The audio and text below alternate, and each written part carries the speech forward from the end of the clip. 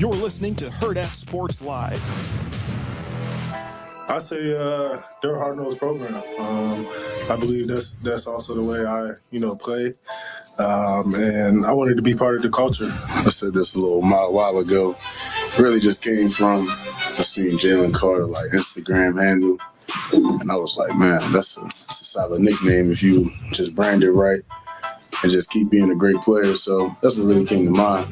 Then after, I think I just took it behind myself, to just brand it and just keep playing ball and just let the name stick to me, and eventually it did. It's been great. I think every time we've all created a big relationship, and I think just as time goes on, we've gotten better. Yeah, I think obviously when you're hurt, you just have a big focus on just strength and lifting when you're in the early stages of just trying to get rehab and stuff like that. So I focused a lot on my strength, just getting stronger, building my body, gaining good weight. That's kind of been my big focus. And then, just trying to refine all my techniques and fix different things here and there once I've got back to playing in camp.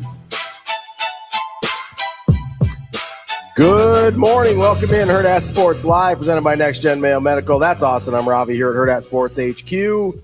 What's up, Austin? I don't know. I should come prepared for that question. I ask it every morning. Bit. Yeah. I want to let you know I did consider trying to do the C4 today. Did you? I did. It was on my mind last night that I was like, maybe tomorrow's the day. And then I woke up, and you ever just have those extremely tired mornings? Yeah. Yeah. That was me today, and I'm not even diabetic. So, I don't even have, the issue No, with but it. you had the Schick and Nick event last night. Yeah, you were out later than me, though. I was, but I wasn't, working the event. I was just hanging out. Yeah. So it's a little different stress level. But you did a lot of, socializing. I did. Sometimes the socializing can really the harder reset, I think, sometimes is that socializing decompression, because that seems to be a little bit longer. It has a longer runway at the end of the night rather than the next morning. Because this morning I woke up, and last night I just had to decompress for a long time. It was an hour and a half before I was like, okay, I'm ready for bed. Yeah. Then I woke up and was ready to roll. I think part of it is it depends. The socializing is kind of on a spectrum, right? Right. It's not all socializing is. Those are two dudes you don't get to see very often. They are, but they're guys that I like a lot, and That's so true. it's very easy to socialize with them, and it was very natural, right? Yeah. There's times, and I love the Pinnacle Bank Championship, but there's times where it's people I don't know very well. A lot of times it's complete strangers to me in the Hurrdat Pavilion that are business associates of somebody else, or they're there for various reasons, and then I have these conversations with them. That to me is a much more energy requiring kind of situation than Schick and Nick are just so easy to talk to that it does. I don't feel like it drains me at all. And also, this is first world problems sort of thing. But at PBC, I'm sure you get this a bunch, but people will just waltz up to you and ask you the same Husker football questions 100%. 100 times. This year was actually worse too, because not the first 2 days. The first 2 days it was all, what do you think the record's going to be? Which I listen. If you ever see me, feel free to ask. It's totally okay. Right. Yeah. This is a unique environment where we're surrounded by 300 people. And it is condensed, where it just is boom, boom, boom, boom, boom, boom, boom, boom, boom. And I never mind talking about it, but it does get a little tiring at a certain point. And then on top of that, we found out DB was leaving the show at noon on Friday. Yep. And so then what became the question? So the back half of the weekend was, what happened with DB? Who's going to be your new co-host? All this kind of stuff. And then, now what do you think our record's going to be? So that was this year was particularly draining for me, because I'll be totally honest with you. DB and I are very close. It was emotional for me that he was moving on. Yeah. I was happy for him. That's why I was trying to check in on you. I wasn't worried about the show, because I knew we had a plan in place for you to cover at least through football season. So I was like, the show's going to be fine. I had talked to Bill and Chris and Sasha, and they're like, hey, we love the show. We love you guys. It's going to be okay. But so just from a personal standpoint, though, I don't think I've really talked about this on the air. It was emotional for me that it's one of my best friends in the world, who I talk to for 3 hours every day, is now in a he is. I think I've said this before, but people don't understand when you do this job. I talk to the person in that chair more than I talk to anyone else in my life. That's a good point. That's a full my wife and I get along really well. There's no problems there. Yeah. It's just she works, I work. I never talk to anyone else in my life for 3 uninterrupted hours. That's just not a thing, and I don't think anybody else does either, right? So whoever sits in that chair is the person I talk to the most in the world. And DB and I were already close. Mhm. And then you add that on top of it. It was like, it felt like I was mourning something, honestly, which was a weird thing because obviously DB's alive and well and got a great job. I don't know. Our post made it look like an obituary. That was tough. That was a tough Saturday. It was it was a little it was a little dramatic. What happened? It was a little Yes, Shane. Yes.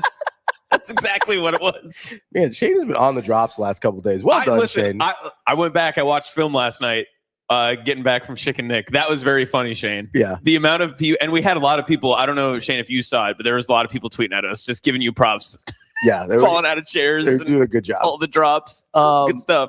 What happened? But it felt like there was like sort of a little bit of a mourning period there. And this is happening while I am around a ton of people that are asking the same question. All asking me about the thing that I am mourning, right? And so that was particularly draining for me this year. Whereas last night, it was just, I was sitting at a group with the guys from Peerless Energy, and Josh is awesome. Josh is great. Super cool dude. Like I never hard to hang out with that guy. And then Mustache Adam, who's in the chat a lot. And then their friend Joe, I was golfing with as well. And then I sat with them last night. Like super easy guys to talk to. That's the same Mustache Adam. No mustache? It was there. It was a little. I thought it was going to be more pronounced. I was expecting like the evil little curl or something like that. But you thought he was going to go like full Selleck? Yeah, that's what I thought. But then for a guy who nicknames himself Mustache Adam, I was hoping for a little more mustache. It was more like Lumineer's Stomp Clap than it was Tom Selleck. He didn't have the big hat on though. He didn't have a hat. He wasn't wearing a vest or anything. Yeah. There were no suspenders. But he's about my age, so he's very familiar with like he looks more like he could be a backup singer in Mumford and Sons than he's going to be a PI in the 80s. Never stopped smiling. That was awesome. Terrific dude. Yeah, and really good golfer. Really, like really good golfer. Interesting. We were 4. So that was your group. Yeah, we were 4 under, and he carried us. Well, also notably, Indian Creek, not the easiest course in the world. No, either. he killed that thing though. He's very good. Did they give you easier pin placements than where you were a couple weekends ago? I didn't play a couple weekends ago. Oh, I thought you played. No, I was supposed to. That was coming off of that weekend though, and I was like, Gorman, please don't make me go back out there. I can't do I'm it. Traumatized. And he's like, no, don't worry, we got you. And luckily, anytime we need an extra golfer, Andy Rosenau is like, boom. That was some of the funniest parts of those videos and the montages of using Nick's laugh to distract people. Is Andy's like in the middle of them, and I was like, Andy doesn't even know what's going on. No, he legitimately probably heard it and was like, what actually was that? Yeah, he's like, why is there a velociraptor screaming at me in the background? No, so last night I do have all the Nick laughs like loaded. This I could put them in if we need. Incredible, I love it. Shane, do you want some Nick Ball laughs? Would that be something you're interested in? Sure. Okay. Shane was at one point the producer of Schick and Nick, the original radio show. That's right. We figured that out yesterday. Yeah. Ooh. Oh yeah. Me likey. That was almost right on key. That was pretty good. But no, so talking to Schick and Nick, those guys are awesome. It was super fun. Also, I mean, you would talk about long days. Schick was like emailing me at 2 a.m. yesterday, getting ready for his flight from Charlotte. Flew in, did the golf event, did the live show, stayed out with you for a little bit. And then I think his flight this morning was at 6. It was, yeah. Whew. Yeah, it was. And I think he has a radio show today. It was a quick turnaround. He does, yeah. So and actually, this is good information. Monday, Wednesday, Friday, he does a Big Ten show on Sirius. But Tuesday, Thursday, he did offer his services as a guest. So we're definitely going to hit him up on that. That'll be awesome. Yeah, because I thought it was every day. And he's like, my Tuesday, Thursday mornings are actually pretty open. So I think we've got an opportunity. And he's East Coast. We have we have a huge gap of ACC knowledge that we're missing. And truthfully, I'll be honest, every time the ACC on ESPN pops up on my channel, I usually turn it because I don't care. Like, they're just like, we're talking Cavaliers today.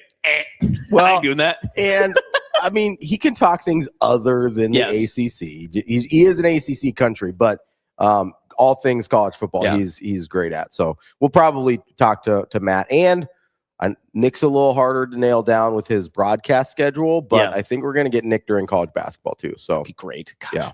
It was a big day for me. It's good to have friends in high places. I actually got both of their phone numbers. Bang. So I was like, man, we're going places. I have Nick's number, but he never texts me back, which is fine. So it may not be his number. No, he's apparently he's just very bad at Yes, texting that's people back. what he told me. I was making fun of him. We learned from Severe last night. Yes. And then Schick, Schick, very funny, was he just emails me everything, and I sent my number to him multiple times, and he goes, "I just prefer having a professional relationship." That's fine. That's fine, Schick. No issue there. At least he told me. And Mustache Adam says, "You guys are killing me this morning regarding my mustache not being as pronounced." Sorry about that. Oh, okay. I had the wrong mustache. Anyway.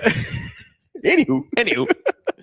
God, we got to find Wayne. Wayne and Aurora. Okay, so before we got started, we almost got into fisticuffs. We right did as get the show was literally we did get into a fight as the show was starting, which is not a great way to start the morning. Yeah, we haven't made up yet, but it's fine because you're wrong. I'm not. So we have to get into this a little bit because so I had breakfast pizza this morning. Yeah, go for it. Yeah, I'm not afraid of germs. I got rabies once. Look at this. You get your shot.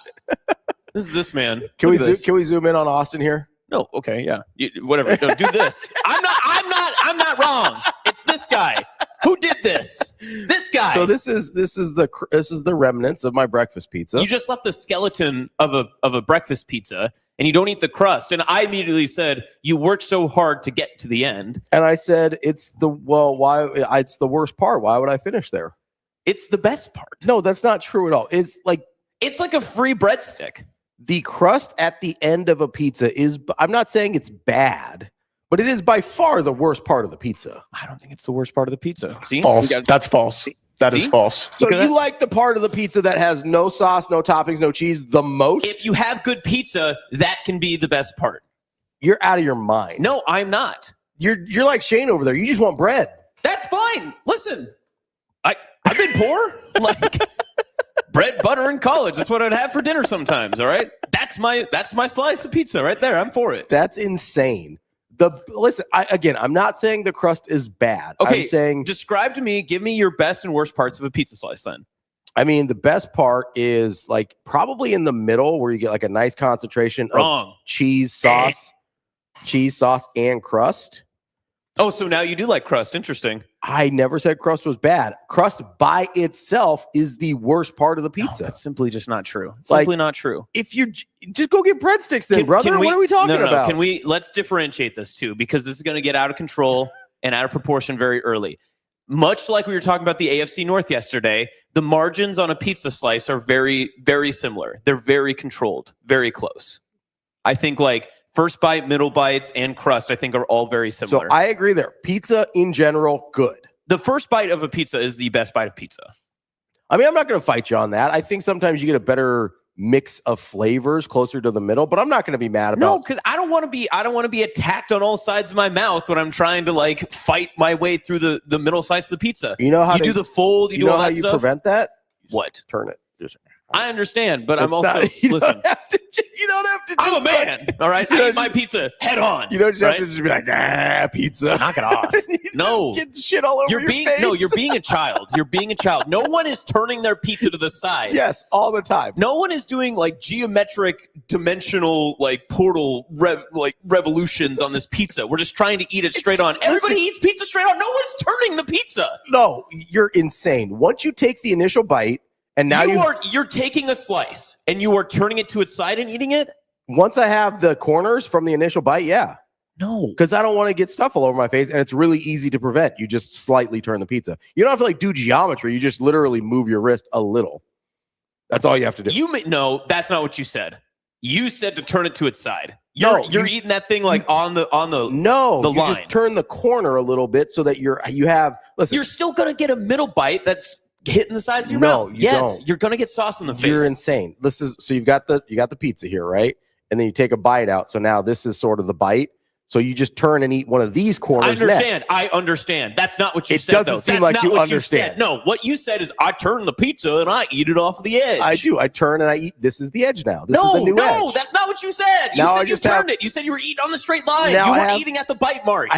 Eat at the bite mark. I am eating at the bite No, mark. you're not. That's not what you said. You're changing the story. I'm eating at the side of the bite mark. No, you're not getting me wet food again. All right? Yeah, no, I am. no, you're changing your tune. You How can't else? do that. How else would I get to the corners of the bite mark other than turning the pizza a little I bit? understand what you're saying now. Yeah. Stop trying to make it a new argument. No, That's you not said a new something argument. completely different last time. You said that you turned the pizza and that you were trying to eat it off the side, not from the bite marks. Mustache Adam says they don't teach pizza eating 101 in UNK cafeterias, do they? Okay, listen, this can't be a UNK thing. All right, don't do that to me. Well, Public university, part of the University of Nebraska system. I didn't go to Baptist University like someone else. We aren't Baptist. My bad. He says, Juan's, hold on. Juan, where did Juan's comment go? He Where's says, Juan? I used to eat pizza crust first to save the best. Exactly. You get rid of the worst part first, and then you end up with the good part. Why would you? Or you just skip the crust in general. Like No, see, that's your biggest sin is skipping the crust altogether. There's no reason. And you're not one to save calories. Kobe says, Austin, throw the shovel away. Whatever, man. Whatever. This is ridiculous. I'm tired of getting ganged up on. I'm right, and I know it. In my heart of hearts, I'm right. That's not true. Not eating the crust is a childish activity. No, I don't want the crust. That's insane. For someone who does not care about calories, clearly, from your XL, large, triple, whatever, dipper, Arby's curly fries, you should be eating your crust. Listen, that's a flavor thing. I don't feel like I need to get fat shamed here. That's not flavor. Yeah, I get more curly fries. It's flavor. That's not flavor. It's That's not like I'm just like, that's hey. quantity. It's not like I just want, hey, I want all the food. I'm like, hey, this is more of something does not mean more flavor. That's not how that works. Yeah, it is because curly fries are incredibly flavorful. Yes, but that just means you have more of the thing. Yeah, I have more of the flavor. No. Yes. You can't add more flavor to something like the flavor. The flavor profile is not determined by the amount that you have. No, but if something is really good and I'm like, oh, I would like that flavor to continue, then I order a bigger size. It's not like I'm just like, I need that's not how that works. I need 1,800 calories today. Let me get an extra large curly fry. I'm just like, I love curly fries. Let's mess this thing up. Who's eating 1,800 calories a day? A day? I mean, everybody should eat 1,800 calories. Is the minimum 2,000? I think it's 2,000. It's not like minimum, but it's suggested. Everybody's a little different. Just saying. Yeah. They might be juicy. TK says you're literally the guy in the hot dog suit right now, Austin. We're all trying to figure out who did this. I just don't understand why I'm in the wrong. I know that I'm right. Ken says Austin is the reason UNL lost its accreditation in the AAC. I didn't go there. That's not my school. I didn't go to that school. That's not on me. No, Mary, it's not an Atkins diet or thing. It's just Atkins diet. The flavor stops being what I want at this point. It's like an entirely different food group once you get to the pizza. Marry a guy? No, sorry, that's an old joke. That's an old joke. Sorry, Mary. Carol guy? Carol guy? No, once you get to the crust, you're like eating an entirely different food at that point. Yeah, it's a free breadstick. Completely changes the flavor profile. You just haven't had good crust then. I have had good crust. I'm here for the pizza, not for the breadstick. If I wanted breadsticks, I'd order breadsticks. I don't like this argument anymore, man. I don't like this argument. You know what, Keegan? I'm with you. He's team crust. I can't be your spokesman. I don't want to be a spokesman anymore. I don't want to defend anything. I don't want to be supportive of anything. I don't want to share my opinion. I just want to sit here, be idle. All right. I'm going to be like a child in the 1930s. Juan says Austin makes us Western Nebraska people look like dorks. We don't claim his bad taste. To start, Juan's from Scottsbluff. I can't help that he grew up in a just terrible community. That's not my fault. All right. My bad. We love Scottsbluff. Actually, I've never been to Scottsbluff. I don't like Scottsbluff. Let me be clear. Mustache Adam says, hit the chicken. Subject change. Yep. Choke the chicken, please. There we go. Oh, actually, do you think Fred Hoiberg had some thoughts on the chicken yesterday? I totally forget until I see like a clip out on the internet that I've got, we've got some chicken Nick. I got one too. Hold on, let me see if I can find it. See if we can put a little bib on the chicken. I don't know if this will work. Should have thought about this before we started the show, but here we are. Bang. These are golf towels from Schick and Nick show. That putt's hard. That putt's hard. That's awesome. Hold on, we got this. Wow. This is good. This is great podcast. For the podcast. For the podcast listeners, we are putting on a. Oh, that's perfect. You can't really see it, but it does look like he's wearing a bib now. Yeah, he looks like he's very fancy. I do like that. That's very nice. He's the fancy chicken. He is a fancy chicken. Oh, that was actually really good. Good work on that. Bye, Rusty. Have fun. Where's Rusty going? I don't know. He's listening to college sports radio. Can't listen to this concussion stand nonsense.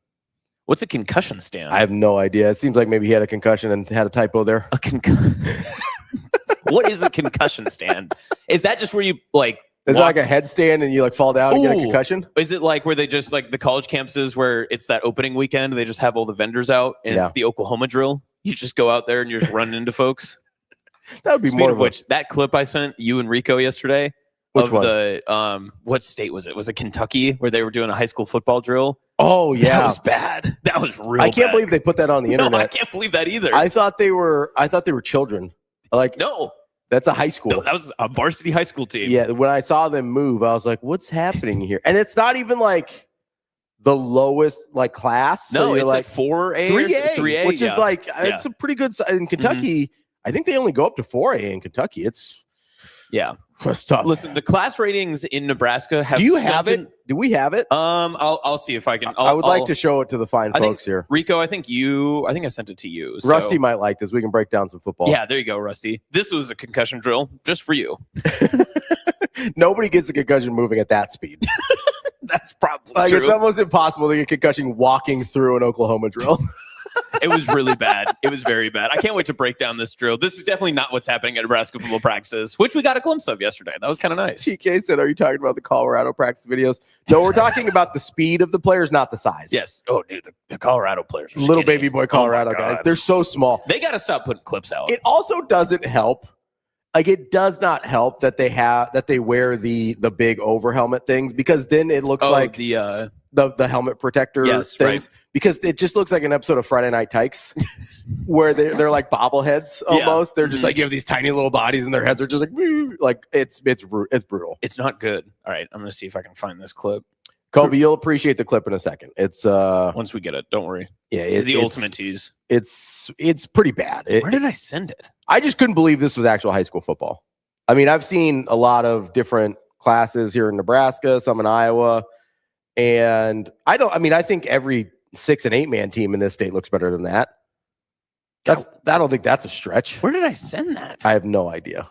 It must have been in Twitter DMs. That's where I'm going. I have no earthly idea. We have too many chats between the three of us. It's all over. We do have too many chats. We did get a little glimpse of Nebraska football practice yesterday. We did. Yeah, that was nice. It's funny. Every time that we are talking to BC, we get a new look at Husker football practice. It just comes out of nowhere. We can get BC. Well, he'll be on at 8:00. We'll talk to BC.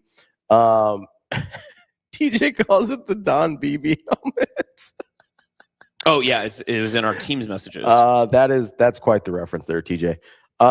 We got Brian Christopherson here at 8:00. At 8:30, we've got Kevin Sjuts. Congratulations to CarpetLand of Lincoln on their national championship at the American Legion baseball national championships. First Nebraska title in 70 years. I thought it might have been the first ever, but I think you're right. Yeah. I think it is like the 40s or 50s. You know, we say the first of the modern era. Yeah, it is. Is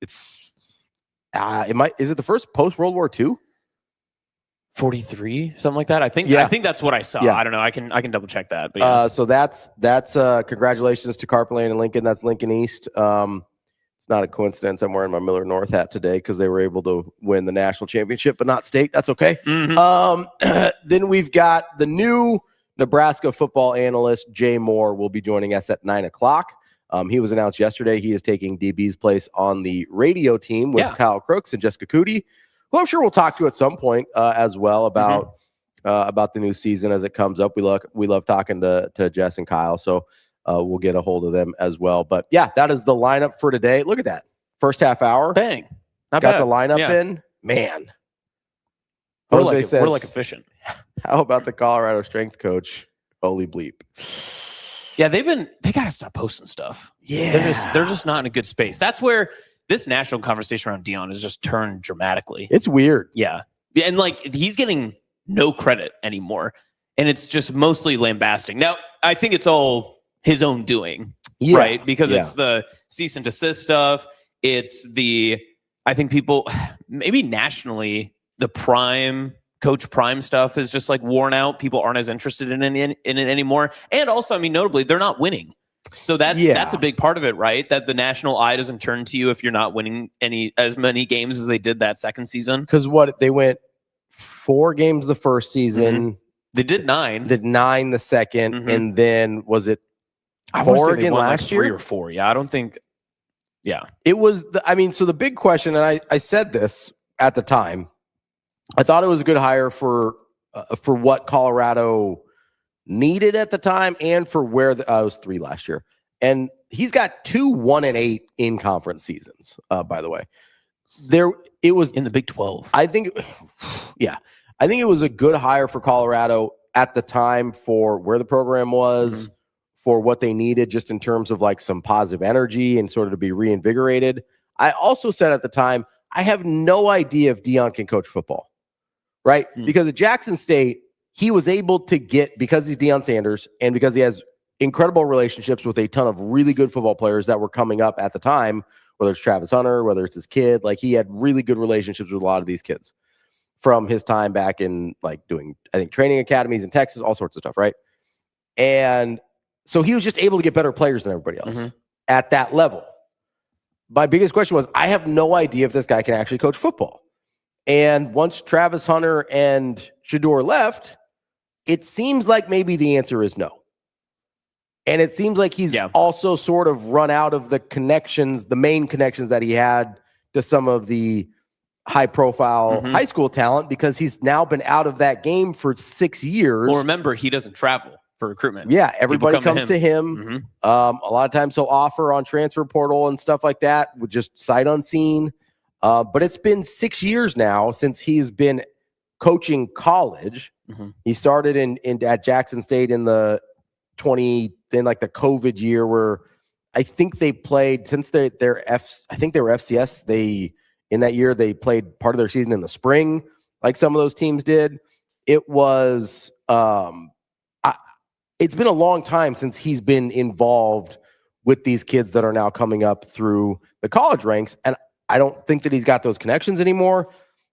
And I think it's really, really challenging for him to get enough talent into the building to overcome the fact that I just don't know if he can coach. Well, and don't forget, too, that assistant coaching staff does him no favors either. There are high-profile names, but I don't know that there are real... Can Warren Sapp coach? Yeah. Like, I don't know that there are real schemers. There are real game His plans. initial staff was. Yes. He brought in a really good staff. And even that second year, like, they were bringing in guys who were head coaching candidates that were, bigger names or names to watch that would come in and be offensive or defensive coordinators. And then, obviously, they fizzled out just because of arguments or whatever the case was. But Sean Lewis was the head coach at Kent State and became the offensive coordinator, and then I think was fired before the season was over. Yep. And then he went on and moved on to I think a different Power 5 or Power 4 school. I mean, a lot of these names are just not. They're not guys that have long or storied reputations as college football coaches. Like that's just not the case. And so, one of the things I was impressed with early with Deion was seemingly the self-awareness to know, hey, these are my limitations. These are the places that I need help. And theoretically, you could fill in some gaps that way, both on the football side and on the recruiting side. And I know he's got some health conditions, which is part of the reason he doesn't travel. I don't know if it's the whole reason, but it's at least a factor there. And you could fill in the gaps with some of those guys like, hey, this guy's been a former head coach. Let's get him in there. This guy's going to be a head coaching candidate in the next couple of years. Let's get him in there. Get these guys that can help run the operation, and it just doesn't seem. It seems like all those guys are gone. Yeah, and I'm really fascinated to see what it looks like with Colorado this year, because I don't know, man. I think this might be a wrap on the whole Deion Sanders experience. Well, that's what you would think too, but I think we asked Schick about it last week, and he had even said, as Colorado seems okay with where they are because they still get a little bit of that national bump. They still get a little bit of shine in the spotlight, but there does come a time, right, when it's just not enough. Yeah. And you wonder when that curtain call is going to happen.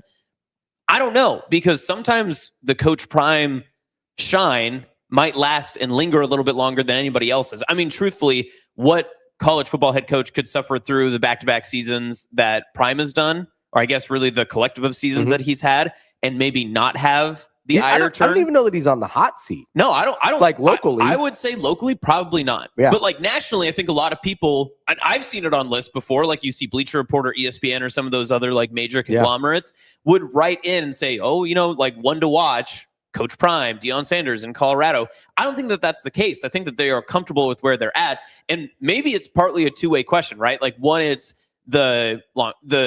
I guess the notable nature of the name and the star power of Coach Prime and what it brings to Colorado, that sort of stuff. You will always get cameras that will show up to Boulder because of that. Mm-hmm. And maybe the other half of it is because we've invested so much into him, we don't really have a choice to turn a heel, and we don't want to admit the mistake that we might have made, because that's what it is, right? Every time that you make a firing or a major change at college football, it's admitting, hey, this didn't work out. Yeah.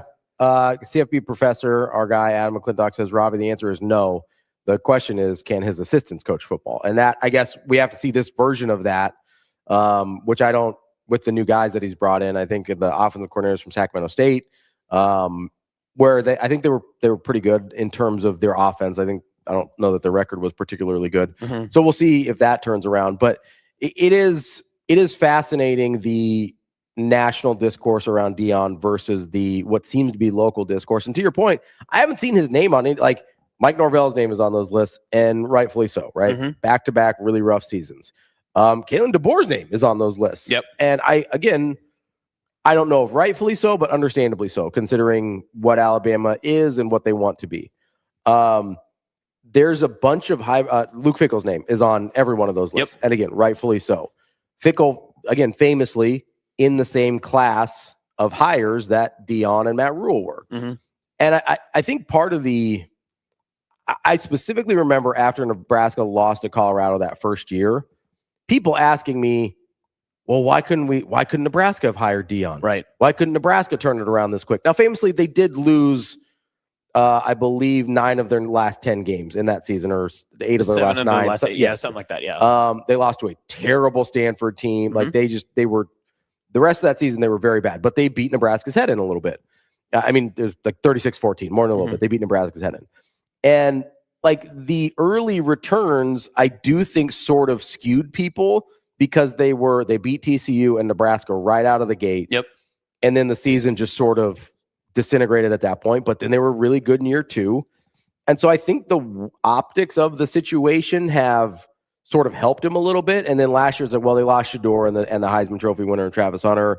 It was going to be a reset. People mm-hmm. understood that. So I don't know if that's part of it in terms of the lack of scrutiny, or again, if it's a Colorado thing where it's just like, we're okay sort of being relevant in the conversation, but not really relevant on the football field. It's also super easy to just hide in Boulder. Yeah. Right? Like, because you're not going to have a lot of national media that will come after you. Yes, it's part of the Denver metro area, but I mean, you're batting by the time that October or even September, when September starts and when your fall camp is rolling as it is right now, there are at least a bunch of different other conversations that are going within the media that don't have anything to do with Colorado football, right? Like, yeah. I mean, even Denver, the Broncos are going to get more of a run right now with everything in their preseason camp. Broncos, Avalanche, mm-hmm. basically the only team that isn't going to get more run is the Rockies. Yeah. Right? Like, but Broncos, Avalanche, Nuggets, all going to get more run.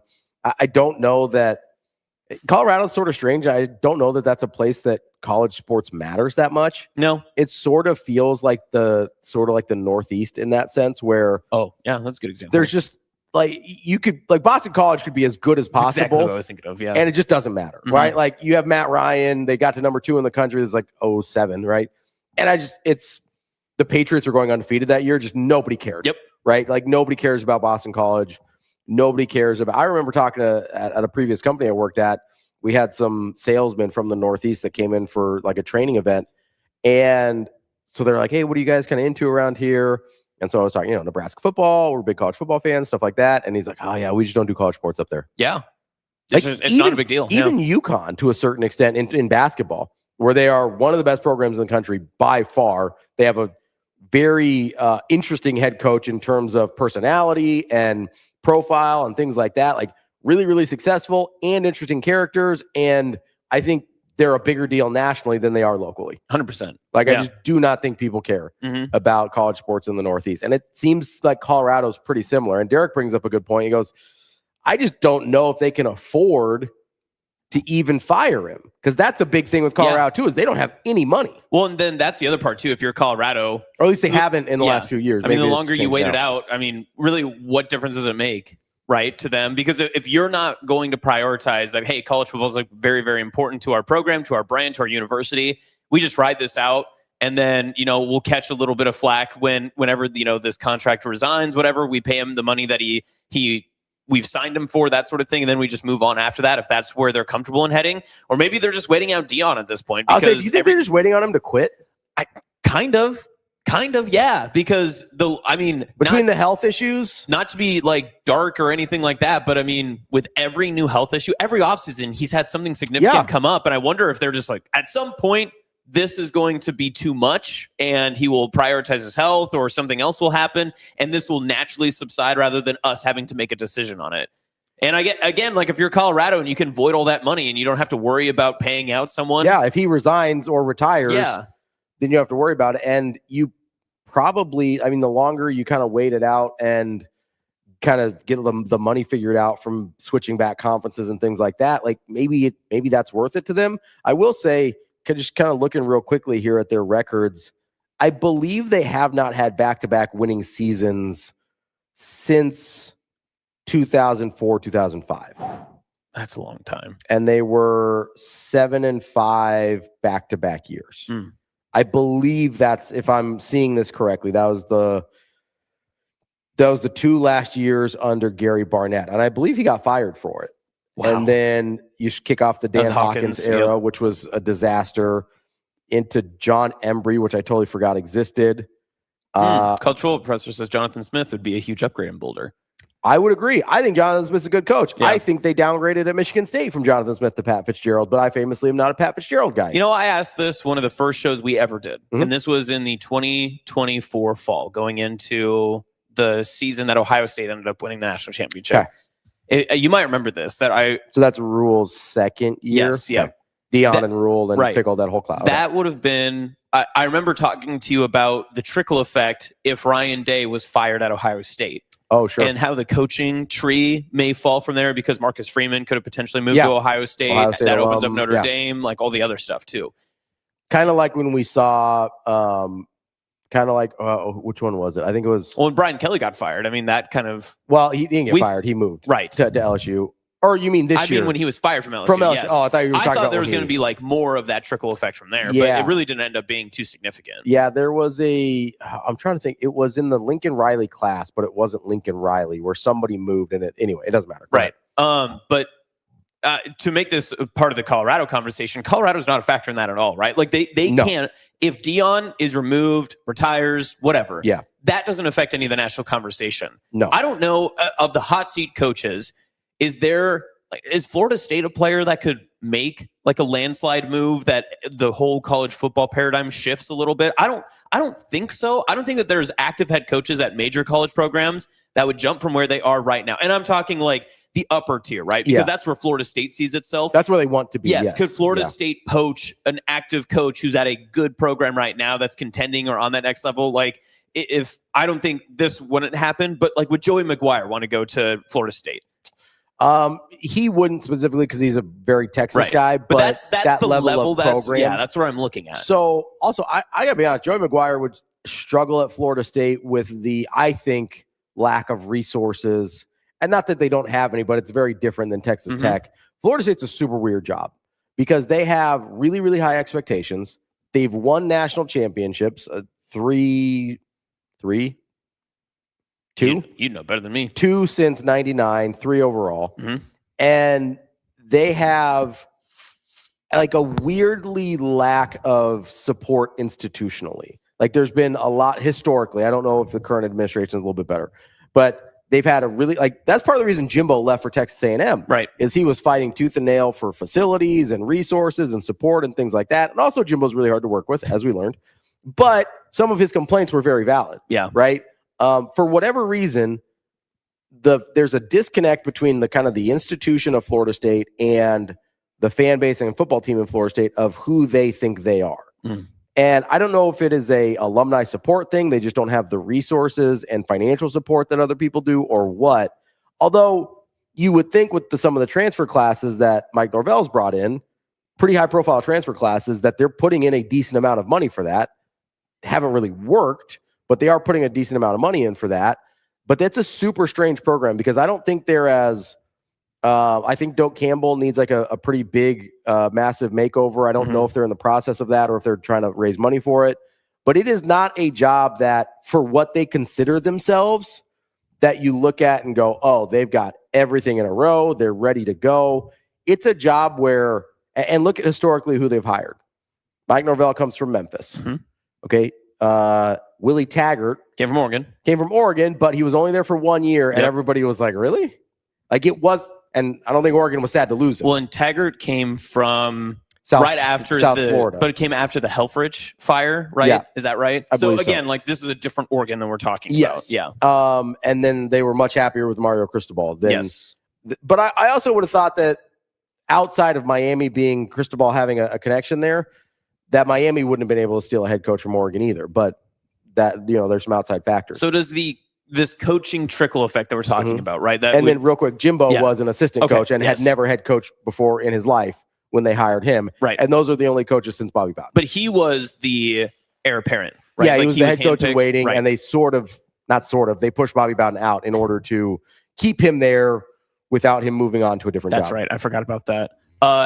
Do you guys want a breakdown of that coaching trickle effect in 2021?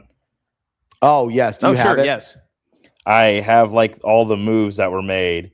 And it was Lincoln Riley leaves OU, Venables takes that job. Cristobal goes to Miami, which then opens up Oregon, Lanning goes there. Tony Elliott also left. He left Clemson to take the Virginia job. Elko left Duke to take A&M. Lanning took Oregon. Hold on. There's more. There was a lot more than I remember. That cycle was insane. Like the 2021 Joe cycle. Moorhead left Oregon because Cristobal left and took the Akron job. Marcus Freeman took the Notre Dame job after Kelly left. Yeah. Brent Pry left Penn State for Virginia Tech.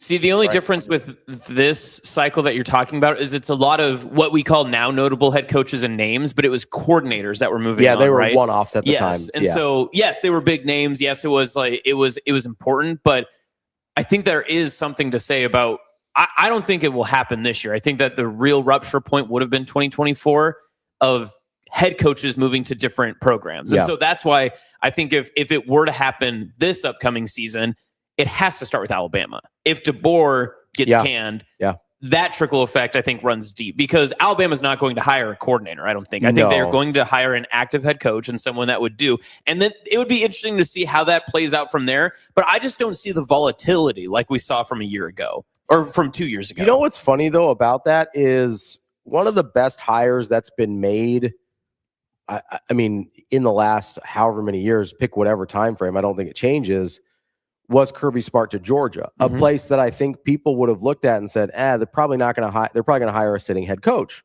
But their last two hires, both of which were very successful, but varying degrees, were Mark Richt, who was the offensive coordinator at Florida State, and then Kirby Smart, who was the defensive coordinator at Alabama. They haven't. I mean, their last two coaches that have brought them to prominence were coordinators, and it's kind of funny when you think about it. Think about the class we just talked about. With all the coordinators that got hired. And who we think is successful. Dan Lanning, 0 head coaching experience. You want to go back a little further, Ryan Day, when he got the Ohio State job, 0 head coaching experience. Brent Venables, we like Oklahoma a lot now, 0 head coaching experience. Marcus Freeman, we like Notre Dame a lot now, 0 head coaching experience. A lot of these guys are first-time head coaches from coordinator roles that we consider the most successful hires in the system. And then look at the ones that we consider a little more disappointing. Lincoln Riley to USC. Interesting. Really prominent head coach. Now, Mario Cristobal, really successful at Oregon, really successful at Miami, right? So there's obviously head coach, yeah. There's obviously some of those as well. But a lot of these coaches that are very, very successful were coordinators when they got sort of the big job. Kenny Dillingham at Arizona State. Yes, good one. Yep. Really, really young, no head coaching experience, anything like that. Luke Fickell has really struggled. had head coaching experience, right? That is interesting. It's a very strange dynamic. And my point is not that you should only hire coordinators, because obviously there's guys like Cristobal who have done this as well. But I do think we make assumptions about, well, this school has to hire this type of coach. And I would agree with you. I don't know that Alabama has the stomach for a coordinator. Yeah. Like, I don't know that that's in the cards for them. But if you look at the history of some of these teams, that might be the best move. And I don't know that they have It certainly shouldn't be eliminated. Right. I don't know if they have a number one pick right now. I'm sure that there are people in that building. They probably run after Sarkisian again. Yes, it is 100% being discussed. Yeah. Of, okay, if they have a list. If we get to this point, who is it? Sark's not going to take that, though. You can call a lot of people. A lot of people are going to tell you no. He didn't last time. No. I mean, so all the reporting, and this was I believe ESPN reported on it, was that the list went Sarkisian, Mike Norvell, Kalen DeBoer. Sarkisian said no. Mike Norvell says no, which I wonder how he feels about that now. And then Kalen DeBoer said yes, which I wonder how he feels about that now. Right? Kalen DeBoer was a weird fit from the start, but he was a very popular coming up. Yeah, he just made a college football national championship game. Yeah, like very sexy pick. He was the hot up and coming coach, even though he's been doing this for a really long time at different levels. But like, that was the list last time. If Alabama comes open again, I mean, probably Lanning. Has that shine rusted a little bit? Because remember, it was the premier job. The only concern was that you just got to replace Saban. I actually think it's more appealing now than it was then. Really? Well, yeah, because you're not replacing Saban anymore. Yeah, but you're not at the top of the pecking order. No, but everything there is still in place to be successful. That's true. It's not like it's not like people in Alabama are like, we're not paying for football anymore. Yeah. I mean, that has never happened. Does Alabama still get the benefit of the doubt it did 3 years ago? What do you mean by benefit of the doubt? Like, in what sense? In recruitment, it's always going to be a top 5 class because you can roll in and say we're Alabama, and you can offer someone and they'll just sign because of the NFL pedigree, all that other stuff. I don't think anybody has the benefit of the doubt there anymore because of the transfer portal. Okay. Like, everybody's recruiting strategy is so much different now that I don't know that anybody falls in that category of just like, oh, they're always going to roll out. Like, the closest thing is probably Texas Tech in the transfer portal because you know that you're going to overpay everybody. So you just say, well, Texas Tech's going to have an incredible class. Lane Kiffin's going to have an incredible transfer class. Those are sort of, but in terms of high school recruiting, I think so much has changed in the nature of how everybody goes about their business that I don't like. Alabama still carries a ton of weight. Yeah. Like, I would put it that way. Alabama, Georgia, those schools still carry a ton of weight in high school recruiting. So I don't worry about that. I think there would be more coaches interested now in not replacing Saban, especially let's bring up Alabama's schedule real quick. Let's say Alabama goes 8-4. I don't even know if that's fired. 100% fired. Yeah. But also that's a record where as another head coach, you can kind of justify the firing. Because part of this with head coaches is, and we've seen this at Nebraska, right? Is if you fire a guy that other coaches don't think should have been fired, people don't want that job. Yes. Right? Like, but then we saw it with Solich. We saw it with Pelini. Like, people don't want that job. But that would be regression for Alabama. 100%, right? So because I think they were college football playoff bound. They were 9-3 back-to-back years. You don't hit that mark again. 8-4, yeah. So this is their schedule real quick. East Carolina, Kentucky. They do play Florida State again. Those should be wins, though. They should be, but they lost Florida State last year. Some people are really high on Kentucky, which is odd to me. I am not. Not a Minchie guy? Not anymore. Forget that guy. Dead to me. At Mississippi State. So it starts off, so this actually could be even worse for him because they should start off 5-0. Yeah, you can't end bad. And here's the stretch. Yep. Georgia, at Tennessee, Texas A&M, at LSU. They very easily could be 5-4 after that. I don't think they will be. I don't think that they will be. I don't think they will be. Yeah. But they very easily could be. Yeah. Right? Especially you lose I think the key game here is at Tennessee. I agree. They should lose to Georgia. Georgia's just better. Yes. I think. Texas A&M is probably a coin flip. I think that they're better than A&M. I think A&M is. I think A&M might be better coached than they are. I think they're closer to being a sheep than a wolf. Maybe. I like Elko a lot. I think he knows what he's doing. I think they feasted on the easiest schedule you could possibly have last year. I do think it's really interesting to see what Marcel Reed looks like without Colin Klein as his offensive coordinator. And then you go at LSU. that middle stretch, the middle 2 games there, I think will determine whether or not Kalen DeBoer is working at Alabama next year. And also the way that they lose too, because if Kiffin puts it on you in Death Valley, and then he rubs it in your face later as well, and you have to deal with the public commentary and a week full of everyone talking about how bad Alabama looked, that's a long week for Kalen DeBoer. And then you go at Vanderbilt, you have the lovely Chattanooga game in the late toss-up coin flip, and anybody's game. And then you finish at Auburn. Yeah, I mean, some people are higher on Auburn than I am. DB famously loved Byron Brown. Like, you got Golish in from South Florida. Maybe Auburn's good. I have no idea what to do with that game. But if he's riding a teeter-totter and loses to Auburn, gone. That's a wrap. It doesn't matter if they're 10-2 or 9-2 going into the game and they lose, and then they're 9-3 or whatever the case is. It's a hard sell. I don't think he would get fired with fewer than 3 losses.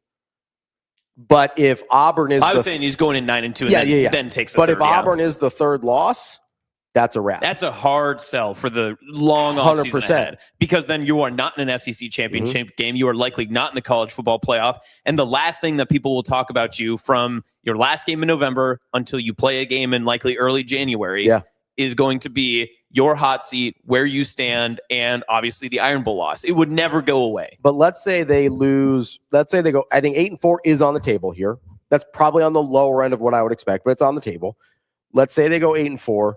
And that includes a loss to their rival at Auburn. Coaches around the country will understand why Kalen DeBoer got fired. Yep. That's not a situation where you go, I don't know about that, man. That's a weird, I don't know that I want to walk into that bear trap. You don't have the stink of following Saban anymore. And by stink, I mean stink for you, not for the program. Yes. You don't have shadow is a better word. You don't have the shadow of following. That thing stank. That Saban stank.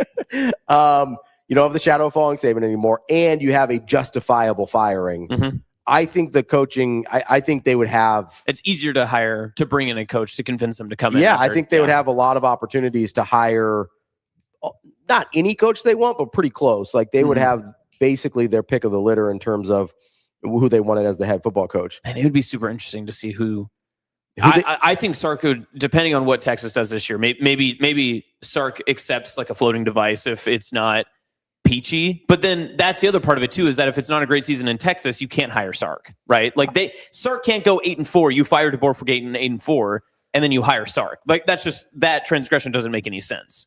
So, your fan base would not be receptive to that sort of transition. Let's say Texas goes, last 3 years they've been 12-2, 13-3, 10-3. Let's say they go, and they missed out on the conference or on the college football playoff last year. Let's say they go 9-3 again. They've been to the college football playoff. They've had double-digit wins 3 of the last 4 years. Well, I guess including the bowl game last year. Right. Is that a guy that you can hire since he does have history at Alabama? I think that I don't know where they put that value that he was an Alabama guy at some point. I think there's a reason he was first on the list, and I think that's part of it. Yeah, but that was a different time. It was, but it was under Saban, which, people famously love going back to, hey, remember when we were good? Let's get one of those guys. I'm still saying it's even off of a different time when Sark's value couldn't have been higher. I don't know where Sark's shine is right now. Now, inevitably, here's the thing about this whole conversation. Inevitably, there will be a coach that rises up in this conversation, right? Like, who's the Florida coach? Summerall? Yeah. If for whatever reason Florida, comes out of the gate 9-0, then Alabama is just like frothing at the mouth, being like, we could take Summerall. You know who we're forgetting? Matt Rule. Nope. Another guy with Alabama ties. Is there a chance that they're just like, hey, Curt Cignetti, come on down? Oh, yeah. I get he's older, but that's an Alabama move. And they would pay it too. They would pay, and like they would pay out. They would have to pay out one contract to DeBoer. They would have to pay out the Indiana contract and extension, and then pay him the Indiana contract extension plus. But yes, that's an Alabama move. That's their first. That's probably their first call. That's your first call because you get told no fast, right? I don't know, and then you move on. I don't know if you get told no fast. If Dabo turns it around this season with Clemson, is he still on the Alabama? No. I think that ship has completely sailed. I think Dabo's next job, if it's not continues to be at Clemson, is a step down job. Yeah. Like, I think either he's riding out to get his statue built at Clemson, and then he's good. Either a high profile group of 4 job, or group of 5 job, or a lower profile power conference job. Or if the biggest mega church decides to offer him, then he can make his contract that way too. It's true. No transfer portal in the church. It's not true. People change churches all the time. Hey, by the way, yes. Before we go to break or whatever, can we get to this video that you guys teased? Because Kobe and I have been waiting for this. Oh, Kobe has been? Oh, yeah. We always appease Kobe. We try to make sure that the show is revolved around him. He is our one shining star.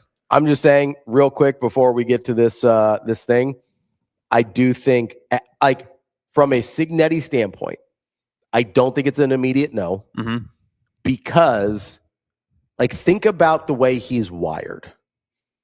He is a very I will prove everyone wrong at all times type of guy. He just won a national championship at Indiana. Until last year, the losingest football program in FBS. What's the next thing he could do to rub it in everyone's face? Oh, you thought only Saban could win at Alabama? Watch this. I was the Magic at Alabama. You don't think that's a Cignetti thing to do? If Alabama's smart and they pitch it that way, yeah. If they walk in and they're like, we don't think you can do it. We don't even really want to offer you this job, but our fans will kill us if we don't. Yeah. No, I think you go in and you go, I think you almost play to his ego. Just be like, hey, we know you were the secret sauce that started off the Saban era. Come on home. Let's bring us back. And you could tell him to achieve college football immortality more than you already have. He also close out your career at Alabama. He also he has been on a war path to prove something since leaving Alabama. Yeah, that is true. Yeah. And he's just been like, hey, I'll go D2. I'll go FCS. Statues at 2 different places. That's what I'm saying. I don't think Cignetti's a no. You're starting to convince me, because that's a tough. If you're wired the way that Cignetti is, and someone comes up to you and you're like, imagine where you stand among college football greats in history, and you win a national title at Alabama. It doesn't matter what you do anything after that. You can ride off into the sunset and retire. You'll have all the money in the bank you possibly need. You will be taken care of from every single contract you've ever gotten over the past 5 years. But you will be remembered as arguably the greatest coach with the fewest national titles in that conversation. Yeah, I don't even know what his if he goes down and wins, I don't know, how old's Cignetti? 63, something like that? Yeah. If he goes down and wins a couple national titles at Alabama, which, let's be honest, not out of the question. No. You win it out, he's 65. If you win a national title. So after this year, he'd be 66. Let's say, he coaches for 5 more years till 71, right? Yeah. And if he wins 2 national championships in Alabama, you make the argument, and let's be honest, easier to win national championships at Alabama than it probably is at Indiana. Easier to continue and sustain success at even with the amazing job that he's done. Alabama probably easier to sustain success at still than Indiana. I don't think that's a hot take. That would be very interesting. If he goes, let's say he's got. Is he too Big Ten pilled right now, though? Let's say he's got. No, he's always Cignetti pilled. That's the only thing that I don't think that man cares about Big Ten, SEC, anything else. He cares about I'm better at this than everyone. Let me show you. That's right. And if let's say he's got, so he'll be 66 after this year. Let's say he's got, this doesn't seem like a guy that's going to retire early. Does this guy like anything other than coaching football? No. So let's say he coaches 7 more years till he's 73. He seems young and pretty, he seems pretty vibrant still. Let's say he coaches until he's 73. You're telling me he can't win 2 national titles? If you win a title at Indiana. I don't want to think about this. And then 2 more at Bama. Yeah. You're having a conversation for this is the greatest run of coaching we have ever seen in college football history. Can't disagree. It's a great argument. I get there's the stretch from the guy that he would take over at Alabama, but that he worked with under Alabama. But there's an argument to be made that going from Indiana national title and then restoring the thing that you helped build at Alabama would be the greatest coaching run over a decade in college football history. All right, Shane, let's play your video. Oh, we get to play it? Yes, we get to play it. Let me stop the music. Okay, so this isn't the first video we had seen. Oh, that's still pretty bad. This is a 3A high school football team in Kentucky. Let's play this again. Hold on. So rounding the corner, coming through. Not incredibly agile. Yes. And not as bad as the first one. The first one was really way bad. Yeah, worse. it was rounding the corner on the cone. It was not perfect. So I'm glad we still got like a reference of this, but this does look just like two linemen that I don't know why either of these guys are running the ball, to be fair. I think the one guy's a tight end, which is not great. I also do like, hey, you know what? Defensive player got low leverage, try to wrap up and then toss him over the shoulder. It's not terrible. It's not bad. The first one was just very poor. Yeah, but The first one got deleted. Yeah, rightfully so. That one should have been deleted. So, wow. All right, let's get to Thank Brian. you, Kobe. Glad we got to that. Let's Appreciate get to that. Brian Christopherson, Husker 24/7 coming up next. That's Austin. I'm Ravi. It's Hurrdat Sports Live.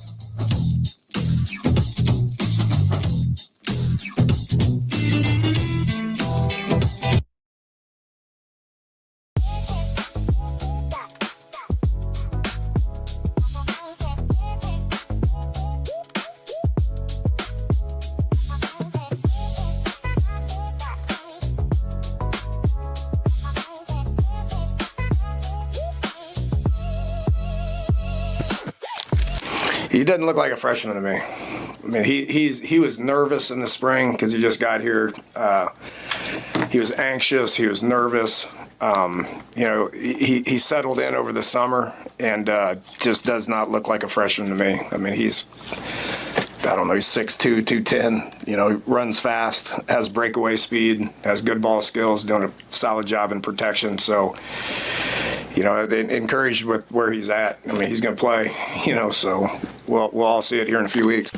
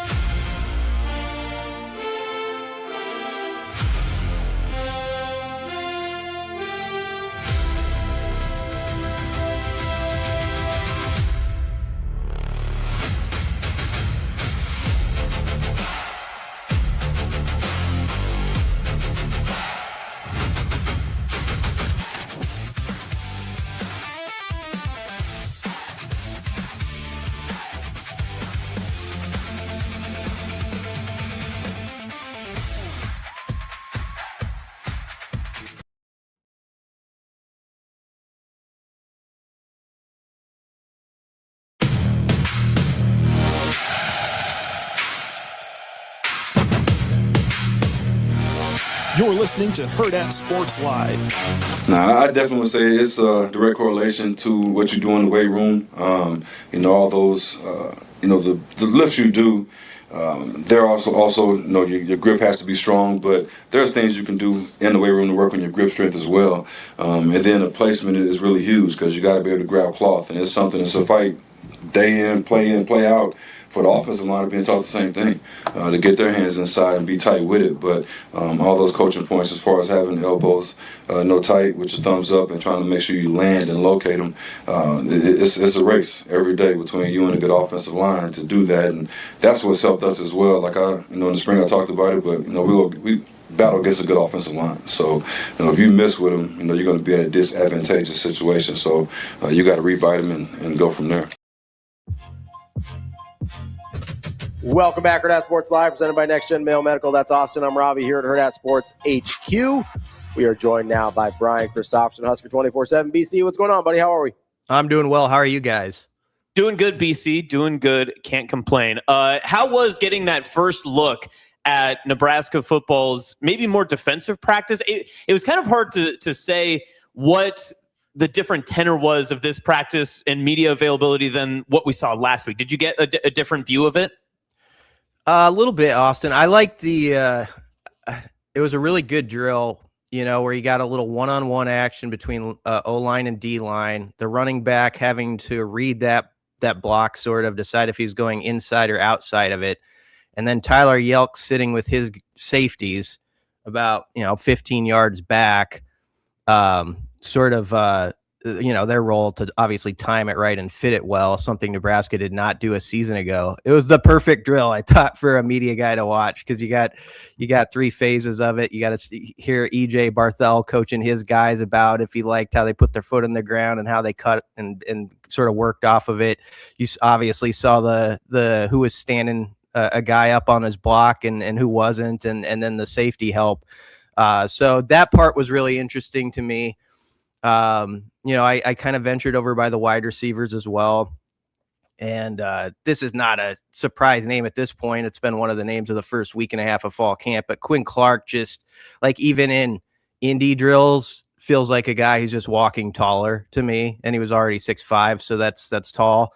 But I just think he's blending into that top 3 pretty well. Now we'll see how the reps shake out when you get to the games.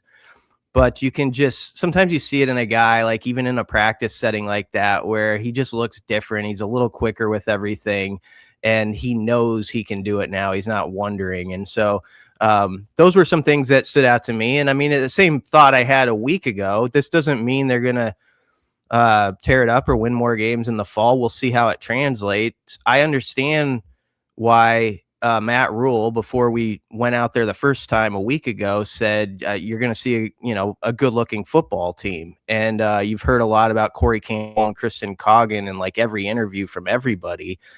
And that part's fair. It is a team that looks good off the bus and looks better in definitely in certain areas than it has, I think, in past years.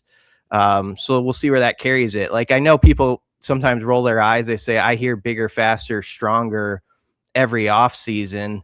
And I agree with that. And sometimes it's true. Sometimes it's a shoulder shrug. The difference maybe with this team, when you have that discussion, and I've maybe said it on here before, but now I think we're talking a lot more about like 20 to 22-year-olds, as opposed to like a year or two ago when you're talking about bigger, faster, stronger. Maybe it was like a 19-year-old, who looked better than his true freshman year. And so there's a difference there with the maturity of looking bigger and stronger, and how that combines together. That helps them. BC, I want to move over to what I think is maybe the most up for grabs starting spots on the entire team. First of all, do you want to guess what position group I think that is? Up for grabs. I don't know where you're going to go. D-line? You going D-line? I'm going safeties. Okay. Go. Stop me when you think I get to a guy that you'd be stunned if they started. Okay. Jameer Khan, Dwayne McDougal, Caleb Benning. I mean, Caleb, I would say Caleb, yes, to start the season because he was on the bike the other day. But I also, you might have better intel than I do when he comes back fresh. So why that, BC? No, I get the I'm point. Just gonna say I'm not concerned about the bike. I'm just gonna leave it at that. Okay. But you think Caleb, you like Caleb in that contest? I mean, that's good info, Ravi. I mean, that's like because everybody's talking about McDougal, Khan, and then I think Guthrie probably is the name that people throw out there because he played 600 snaps last year. Let's say, assuming health, would you be stunned if Caleb won a job? I wouldn't be. Yeah, I would be. Like September 5th, I would be. Yeah, that would be a heck of an accomplishment. And I think it would surprise a lot of people. Yeah, definitely. Okay, BC, I guess just on that same note, I'm curious your thoughts, just not on maybe the defensive backfield size, but I asked Tim Verghese last week of the long-term projects that maybe the coaching staff's excited about, guys that he thought maybe were guys that are maybe trending in maybe not just this season, but kind of building towards future years. Are there guys on this roster for this year's team that you could see maybe not having the biggest impact in September, but when we get to November, maybe we're talking about them a little bit more? Yeah, and Ravi might. First off, he could have nailed it there with Caleb, but Caleb is the type of player I think about, or I would have said with that, like a guy who I think is going to factor in.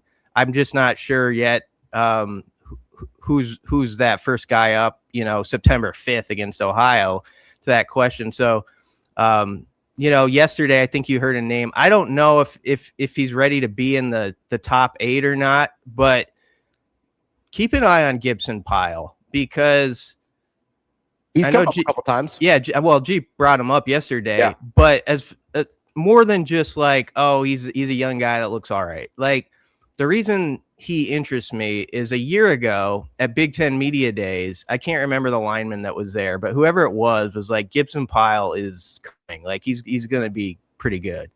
And then Gibson Pyle had the injury, was out a year, missed the spring. And for him to come right back, and now a new set of eyes on him, is like, yeah, Gibson Pyle's been one of the guys who's impressed early in camp. Now, that doesn't mean he's like even in the top 6 or 7 on this line, because you got to factor in there's the good Tula tree battle.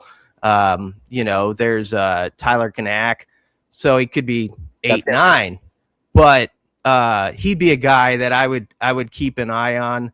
I think Tyson Terry is climbing the ladder steadily, or at least in position. He's at that foot of the ladder, ready to walk up the steps. So I just keep an eye on him. He'd be someone. Linebacker, Merritt and Mooberry are both just guys to keep in mind. Mooberry came up from even guys on the other side of the ball. When he's healthy, he's impressed. And so with some of these guys, it's just like, can they have full availability, and that full runway? Because if they do, they could be a factor. So those are some names that pop into my head.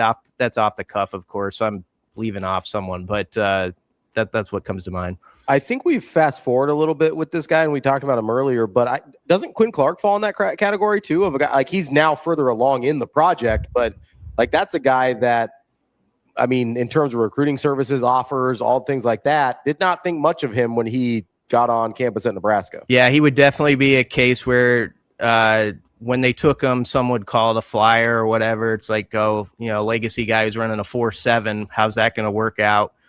Good on them for like a courtesy offer, right? Like, I mean, it wasn't. That's what people thought about it. Yeah, that's if you want to just be candid, I think people kind of read it that way. And I don't think they hand those out, by the way, but I think that's sometimes the perception on things. And, they thought, and credit to former staffer Evan Cooper, he was in on that one too. 4.7 guy who he thought he's going to get faster. He's going to get bigger. Let's get him here and work on him. And the thing about Quinn was they worked him out at a bunch of different positions that day. Even some defensive stuff, they had him run through drills. And I think he just, like, the way he picked stuff up, impressed. And he definitely falls in the category of that. But like I say, I've now, maybe it's because I've moved my mind on, like, he's like in the top 4 to me. Like, if you want to talk about a receiver, like if he could be the kind of the Austin's question, I still think about like Cortez Mills. Like, can he pop in and make enough plays in a crowded room where maybe the reps aren't easy to get? That's going to be interesting. I think of a guy, like, if we want to stay in that room, and I think for a while we sort of put these guys together, but Quinn Clark obviously separated himself. I do think there's still that potential for a guy like Keelan Smith, if he can put together, like, if he can, like, stack good days from a talent standpoint. We saw a little bit of this. Oh, I don't remember if it was the spring game or one of the open practices or whatever, but like, there's an immense amount of talent in Keelan Smith. Yeah, there is. And he'd be right now in that group, I think, of 6, you would say. And then when I was over by the wide receivers, I don't know that he's not in the group of 6 yet. But like Nayland Scott, I was watching, and like, just like, he was involved with special teams, and it's areas like that where you want to see some guys who maybe they're not on the 2 deep, but they're ready to make an impact. And maybe they're a part of Maher's unit. Jamari Brown actually looked pretty quick to me as sort of a new pickup. But yeah, you're right on Keelan Smith. And Dana mentioned him the other day. Like, he's working with the 2s now. So I think you kind of know, at least at this moment, that's sort of your top 6. There's definitely separation between, I think, the top 4. But like, what does that 5th and 6th guy do? And can they be make that move that sort of stabilizes, like, okay, the receiver room finally has all these guys that we've sort of talked about for off seasons past, but it never quite surfaces. So they have that opportunity, which they should be excited about. Brian, can I switch to the defensive line for a second? Unless you want to stick with receivers and offensive playmakers, all that good stuff. No, go ahead. All right. So just in yesterday's press conferences, I felt like it wasn't anything that jumped out on the page when it came to what we heard commentary-wise. But I thought one thing was interesting when Corey Brown went up to talk about defensive line. And first, so obviously last season, only 22 sacks in total. That was, I think, close to 100th in the country. It was like somewhere in the top 90s. When you are evaluating a defensive line's pass rush, is there a percentage or a certain number of sacks that you, in a perfect world, in a perfect season, that you would, maybe percentage-wise, that you would like to see the total team sacks be coming specifically from the defensive line? I'd have to look quick on the numbers. I have it for you for last season if you'd like. So Nebraska had how many last year? And I'm looking to last year Nebraska had 22 total team sacks, and 12 and a half of them came from the defensive line. So it's about 56%. Okay.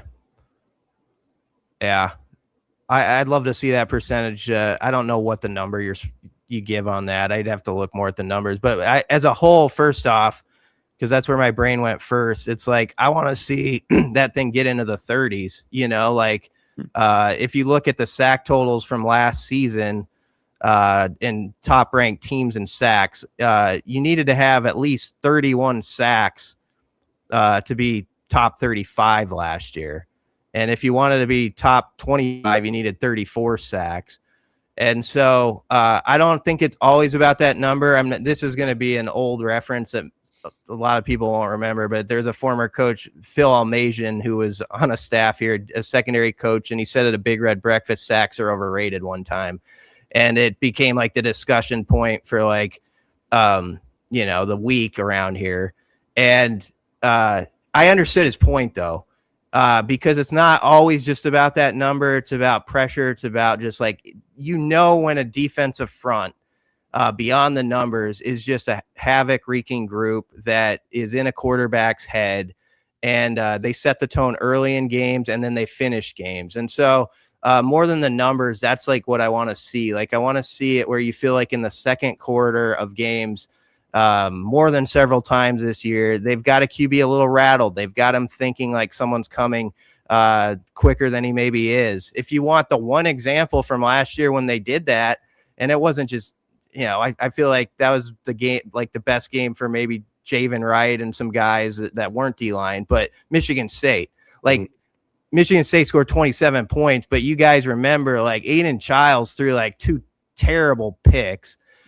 Just gift wrapped, and part of it's because they hit the first series of the game. Like I think it was Javen who's jumping over someone. The D line was getting active, and you're like, okay, this feels good. I remember that being the one game last year where after it, I was like, I'll take that. Let's see. This is trending a little bit where I want it to. Let's see where that goes. And then it didn't quite happen that way again. But that's the type of the game, if I were to think about one from last year that's obtainable, it's like, let's get that, that sort of just heat on a guy where it causes him to make those mistakes that shouldn't be made.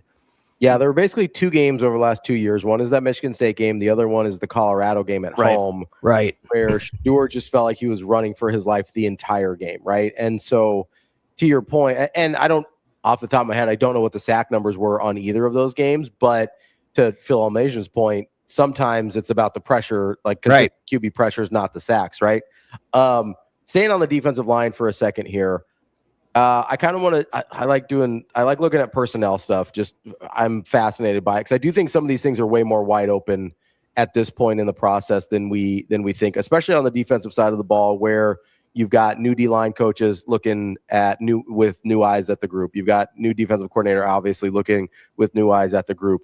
A guy that I liked last year that there's a part of me that still thinks he might have a shot just because he brings a skill set that is pretty unique from the edge. I wouldn't be stunned that if at some point this year we're talking about Jordan Ochoa. Mm-hmm. Yeah, that's a fair name to bring up. And I don't think Matt Rule just says anything just because it skipped into his mind at that moment. It's thought out a little bit. And like a week before or a week ago, he brought up Ochoa like just quickly. But whenever he says a guy like that, I'm like, oh, okay, interesting. And I do think of last year, like with Ochoa, there was that camp, there was a practice that was open to the media, and he was sort of a guy that became sort of the flavor of the week. And people remembered he got in the Pinstripe Bowl and sort of was active in his few snaps there. And so, I don't forget about that because he's still a relatively young player. And this would be the time where he sort of starts to make that move.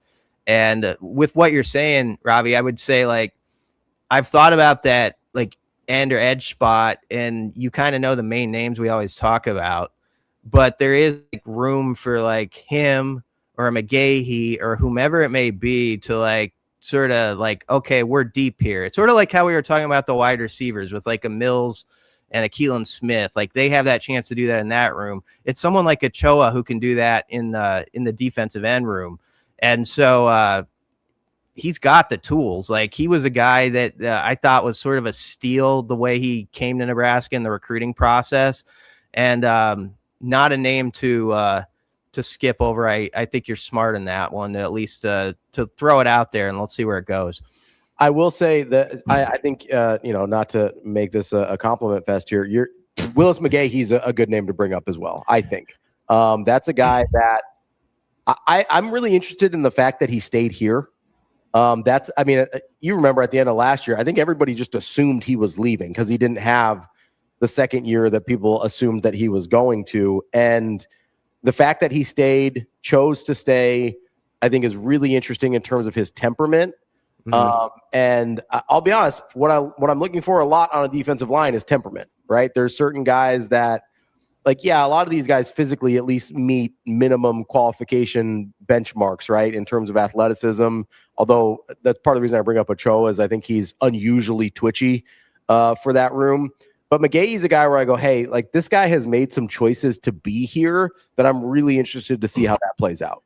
Made choices to be here. And if you go back to 24, played 100+ snaps, and we all knew Princewell, who obviously left and has transferred around and is a great talent, had that. But that year, as young players, Willis was actually at times getting more reps than him because I think was a little bit more on right where they needed him at that moment. You know what I mean? It wasn't about what you're going to be in a year or two. It was about the moment. And I remember him being very active whenever he got in the game. And so that's, again, like there's certain things you just don't have escape your mind. It's that's there. And you're like, okay, that if that potential was there as a first-year freshman and the guy fits well with coaches like Roy Manning and Corey Brown talking about the interior guys yesterday. I would say guys that I don't know that I've ever heard an assistant coach at the podium more technical, like as he just talked about like what they're doing to every answer, and just he got inside baseball and stuff, about the technique. And so I think that's the type of guys Orich brought with him here with Manning and Corey Brown. And if certain guys take to it a little bit better than others, or it just like kind of the light bulb goes on with what they're being taught, you are going to see someone interior and probably on the edge who maybe takes a step further than people are guessing right now in August. BC, just because of the way last year kind of progressed, I just went back and I looked at that the Cincinnati season opener and then compared it to some of those other games. Like we mentioned the Michigan State game, obviously Akron and Houston Christian. The defensive line, for lack of a better phrasing, kind of felt a little bit like fool's gold as we look back at some of the stats, because it feels like some of their major statistics and sacks or tackles for loss came from the non-conference opponents, as well as the Michigan State game where they, as you noted, had a pretty good day against an offensive line that struggled against them. The rest of the games, it didn't feel like they had that much of an impact. Of course, Michigan game is one that's significant. I think the Minnesota game, and then, of course, that backstretch. In this season, what could the defensive line show you in the first three and maybe even that fourth game against Michigan State? What can they show you outside of maybe just the statistics that would give you confidence that the position group is improving and has improved from where they were a year ago? I mean, beyond the statistics, I think what you're talking about there is sort of what Corey Brown was being asked about, and what Rob Orich, people wanted to know is like how many guys is enough guys basically on the interior, for example. and Orich said he wants 6 guys there. And that to me, like you're right. Like there can be fool's gold in some September games. A guy can do something in week 2 that maybe he can't do against the type of team you play in week 8. But at the very least, you want to be able to see like 5 or 6 guys on the interior, for example, that can do it in week 2, right? That look like they're just flat out better. There's a definite gap between them and the competition they're going against, and where you don't feel like there's a drop off, and that's hard to do. It's hard to do even on good D lines, because Brunts and I always joke.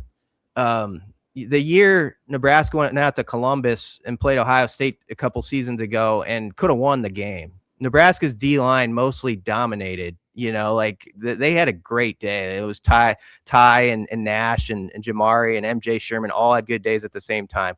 There's a possession, if you go back and watch it, where Nebraska subbed out, and they had, I don't remember who the guys were in that were after them, but Brunson and I are like, get those other guys in. Like, you're watching 2 or 3 plays and you can just like see like the difference. So point being, even on like a really good a defensive line that seems pretty stout and is holding up well in the Big Ten, it's hard to always get like that 4 through 6 guy where it's close to the same level. But in the first few games, I'd love to see it where you think that's maybe the case, where you can't tell a huge difference. And that would kind of, I think, fire you up about at least the possibilities going into conference play. So BC, I just want to pick at that a little bit further and just unwrap it a little bit more. I'm curious if what you gave as an example there, obviously like building the depth and making sure that you have quality players behind you is important, but is it more important to take your high talent, your starters, and make them exceptional defensive linemen and make them all Big Ten level? Or is it about raising the floor where everybody is basically at the same level and rotational at that position to have the most success? No, that's a good question. And I don't know for sure what the right answer is. What would be more effective to a football team? I think some would say, and it might be the right answer, is that it's if you have like 2 guys who are just, top level dudes who can play most weeks 55 to 60 snaps. But I think for where this program is going, and I mean, at each position group, I think there's going to be a lot of personnel that plays. I think that this segment got started the right way when Ravi posed the question about safety, and if there's a battle there, and that's the way I think it's going to be in this Rob Orich defense. And so I want to see the floor get raised right now with where this group is. I'm not under the false illusion or the thought right now that like the top guy on the interior of the D line is necessarily going to be first team all Big Ten for Nebraska this year or anything like that. That would be a welcome surprise if it is, but I'm not expecting it.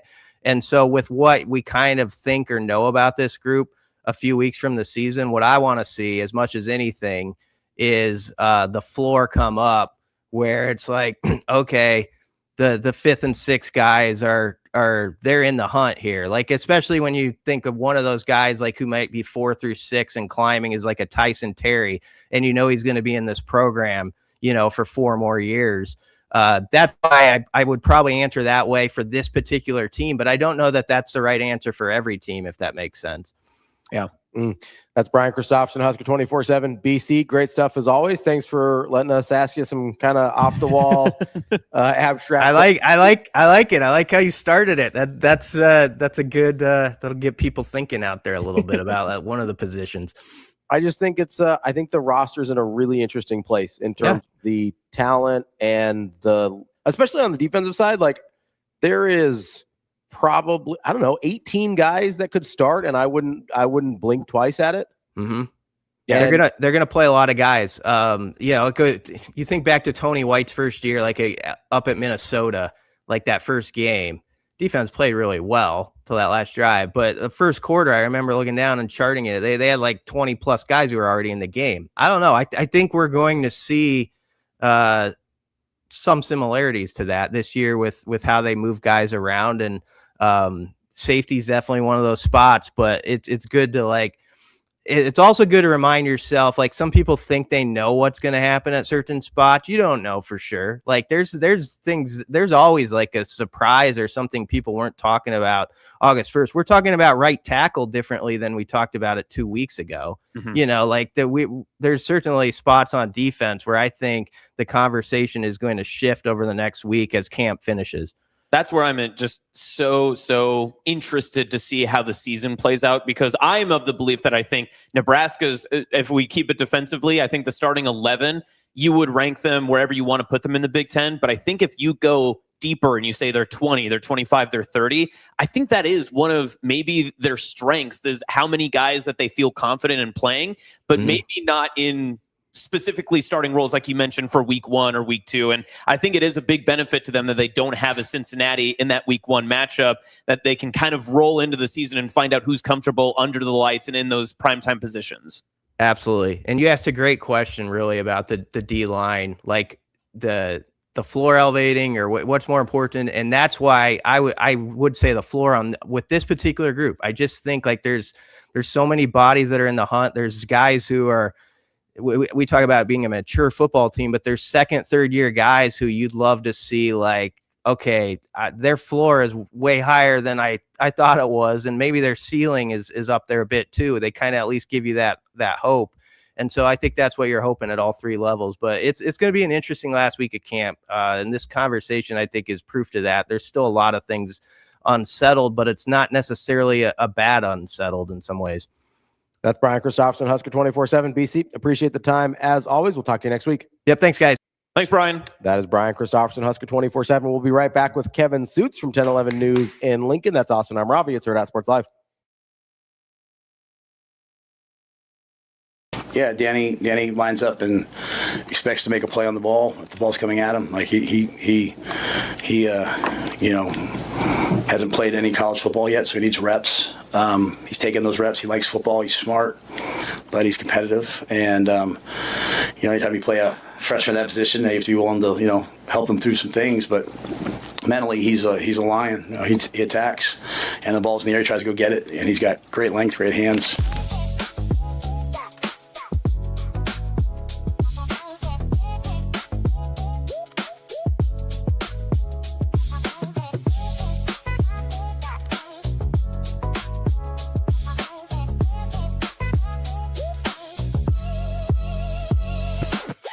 Your schedule is filling up. Get back to busy at Edwards Kia. Lease the 2027 Kia Seltos S starting at just $269 a month. Ready for every run on the calendar. 2 great leases, 1 less thing to worry about. We've also got the 2026 Kia Sportage EX starting at $249 a month. Don't wait. Get back to busy this August at Edwards Kia.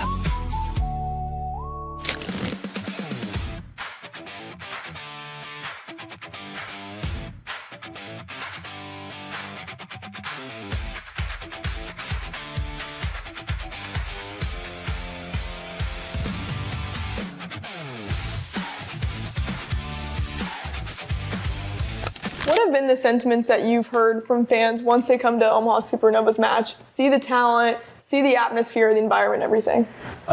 And I can't tell you how many people, when I am back in Nebraska and I travel around or I'm in the airport, come up and tell me they've got Supernova. They're so proud to tell me they've got Supernova season tickets. The other thing I see is some of the events we go to, how many moms and daughters there are. Now, I remember growing up, my dad would take me to San Diego Charger football game in the old Balboa Stadium. And I thought that was really cool. And then when the Padres showed up, he would take me there. Now you've got the moms taking the daughters to go see pro volleyball. And to me, that has been one of the things that I want to get involved with it, because that is telling everybody this thing is going to grow. And you've got all these young girls dreaming of being Supernovas, and I see how they mob our players afterward, and they're wearing the Supernova gear. So it's pretty cool to see what's happening in professional volleyball.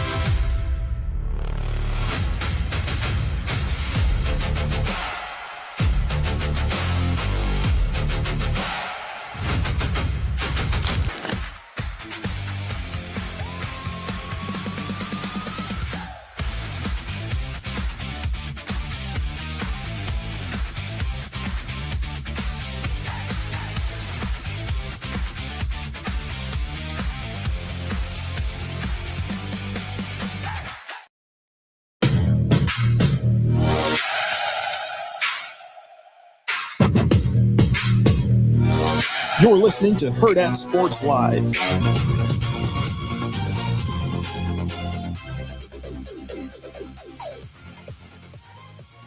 Welcome back, Hurrdat Sports Live. That's Austin. I'm Ravi here at Hurrdat Sports HQ. We are joined now by Kevin Sjuts from 1011 News in Lincoln. Kevin, what's going on, buddy? How are we? Good morning. Want to let you know in these parts, it's not Go Big Red today. It's Go Big Rugs. Let's go. Congratulations to CarpetLand. What a ride that they went on in North Carolina and throughout the entire postseason. I'm just over the moon happy for Coach Lonick, those families, the boys.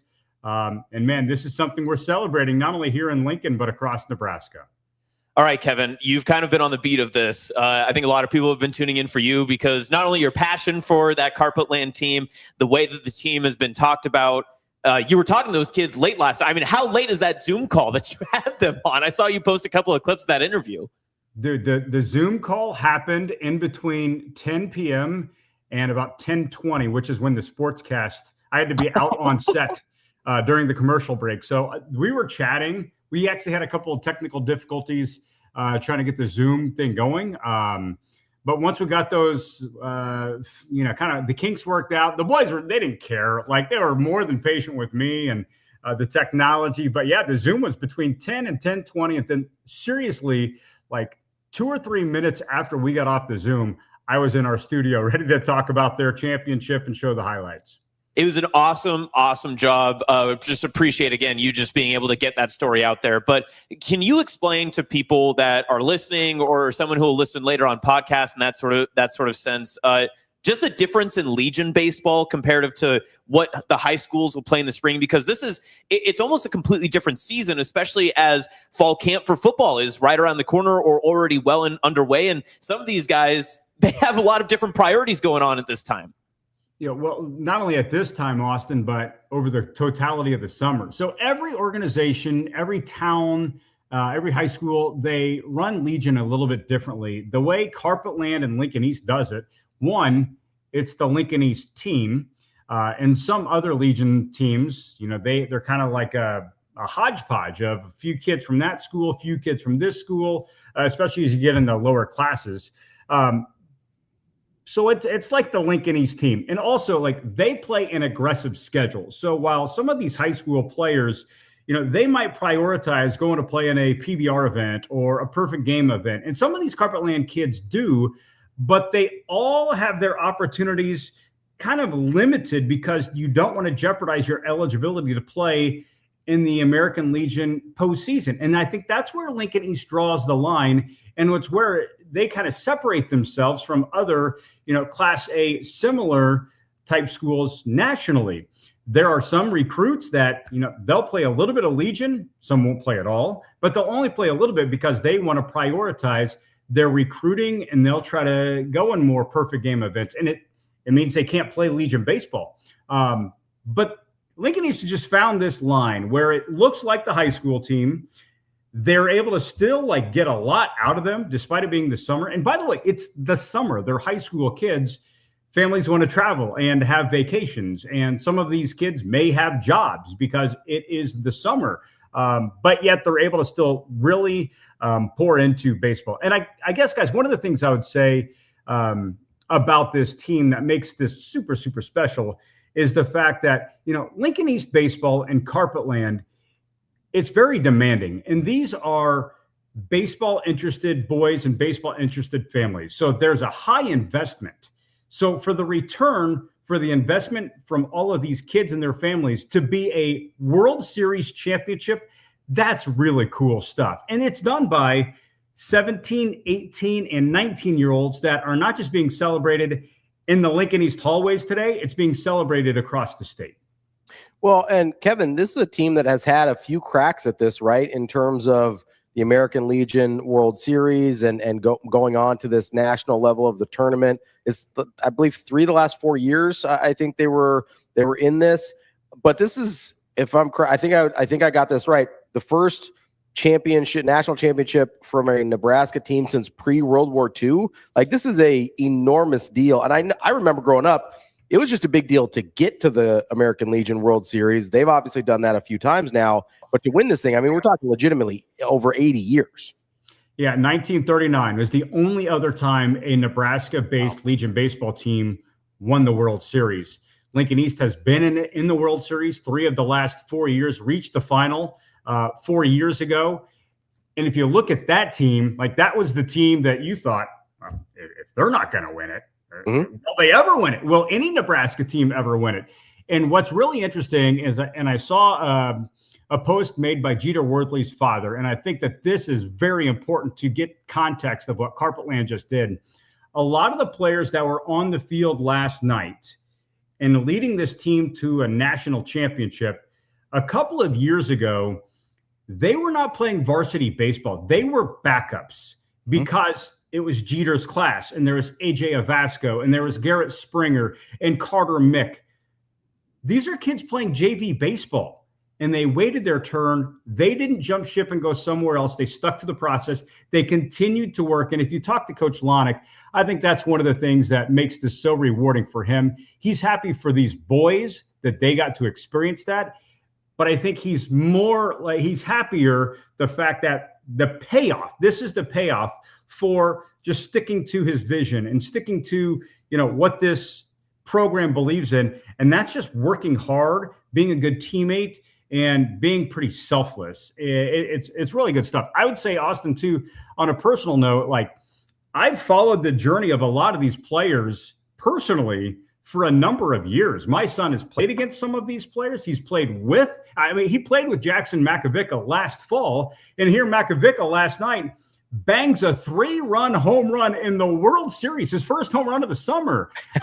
So good time to do it. I know Coach Lonick personally, and I'm friends with some of the dads. I mean, Landon Larson, Kalai's dad, we're texting right after the game, and he shoots back a picture of his family on the field with the congratulations CarpetLand graphic on the Jumbotron at the stadium. It was just so, I felt connected. And then I also had an obligation to share it with all of our viewers, and really neat stuff. I mean, yesterday it's going to be randomly one of the cooler days I've had in 21 years of working in television.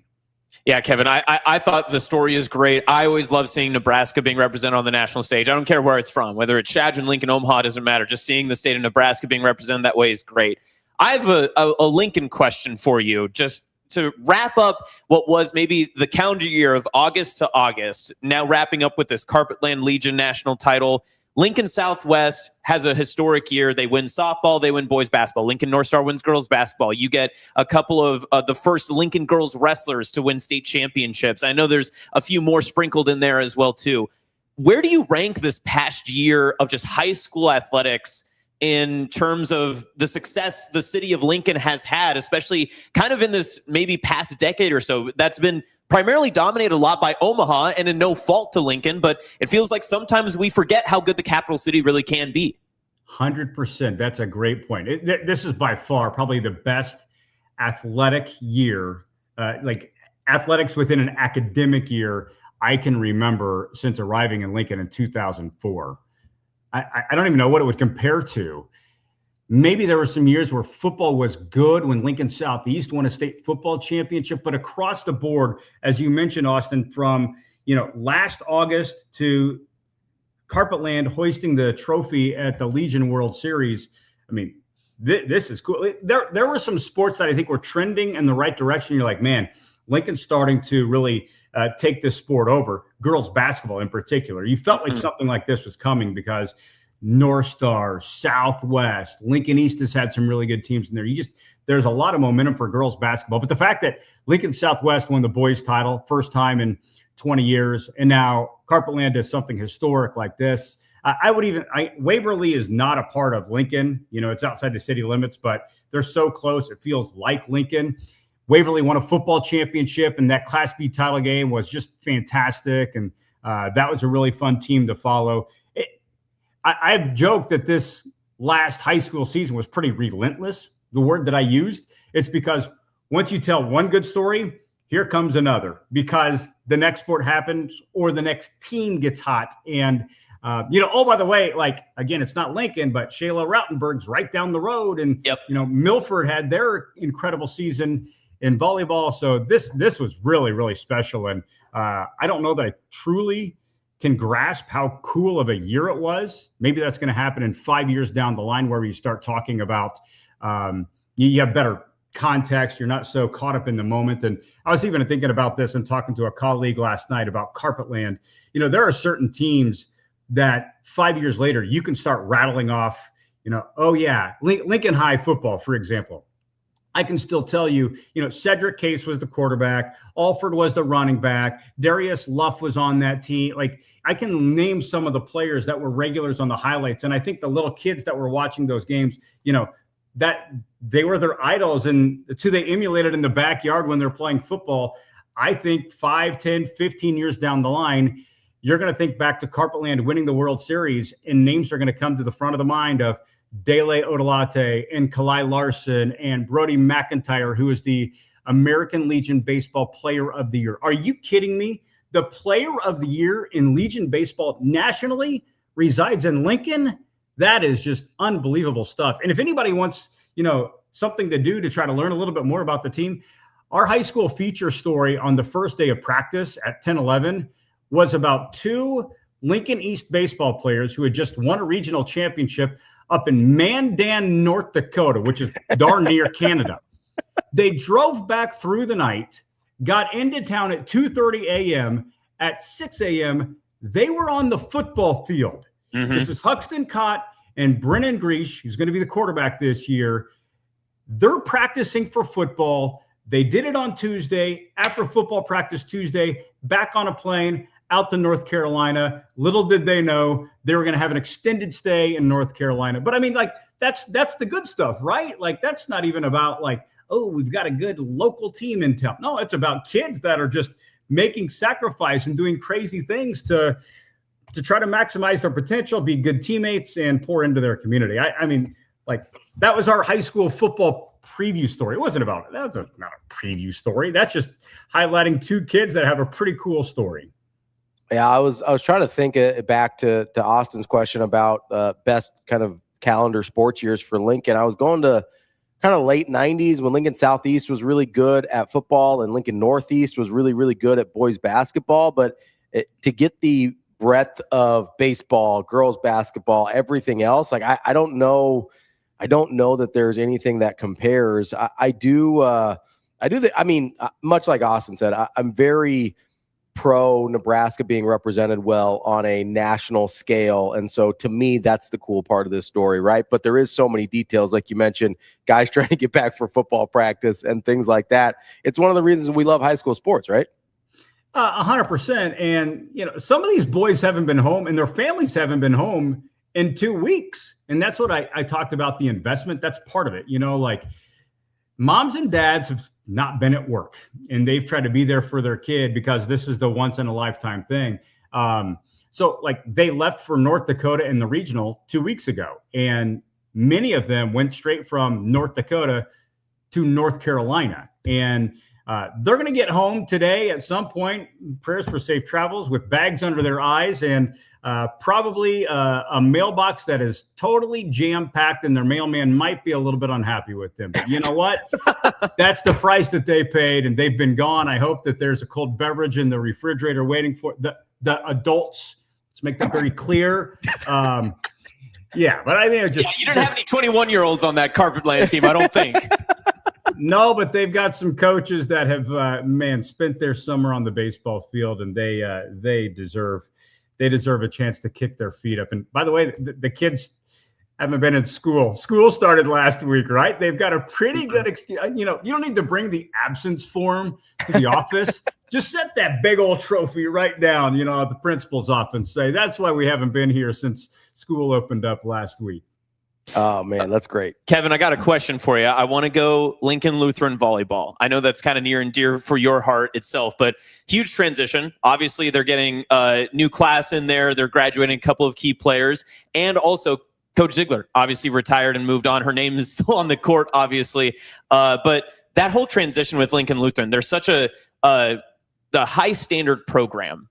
How do you think that team, just with the senior class and Coach T being in there now too, how much pressure is it to restore, not necessarily order, but at least keep that standard so high with so much transition happening just in one program? Austin, I don't know that there's a whole lot of pressure. Maybe that's just me and, my viewpoint of the whole thing. I feel like it's just a fresh start, right? There's a new coach and, there are a few returners from last year's team that are going to play important roles. And I'm so excited to watch them because I know they've been working really hard this summer and they've contributed the last few years. So there is a little bit of carryover, but if you look at who's, and my assumption would be on the court here in 2026, not a whole lot of them are tied, to the championships. Yes, they have medals. I don't want to diminish that. And they had roles, but outside of a select few, there's going to be some underclassmen that played. So it's not like they were on the court for the championship teams. It's their own legacy to write right now, and it's Coach Teep's program to run right now. When you walk in and you see Sue Ziegler's name on the court, yeah, there's a little bit of, but that's just a nod to history. And you'll see the championship banners, and that's just a nod to history. But because I think it hit a refresh, I don't know that the pressure really exists. I know there was definitely pressure last year because of the consecutive state championships. So, but with some of those seniors graduating and some of the younger players now taking more prominent roles, I feel like there's just a different vibe. I'm really excited and really happy for them to just see what this new trajectory looks like. And, whatever Coach Teep wants to do, it is her program.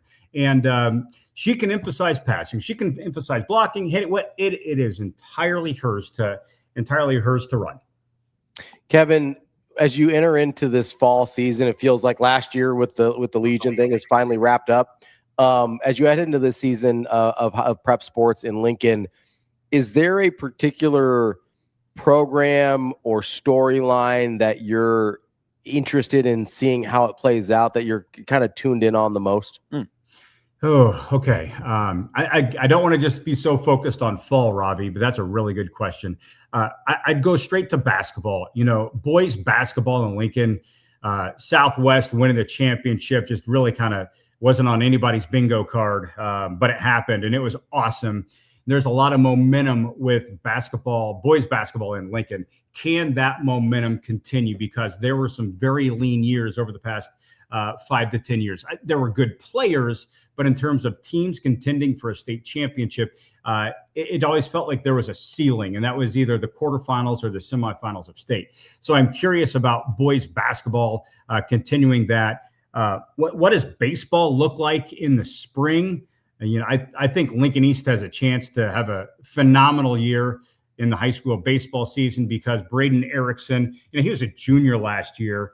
And Cade Anderson, they were both sophomores last year. So this 2028 class is going to be really good at Lincoln East. And I know Southwest, they've got some nice young talent that they're going to contend for a state championship as well. I guess that's where my mind goes first and foremost.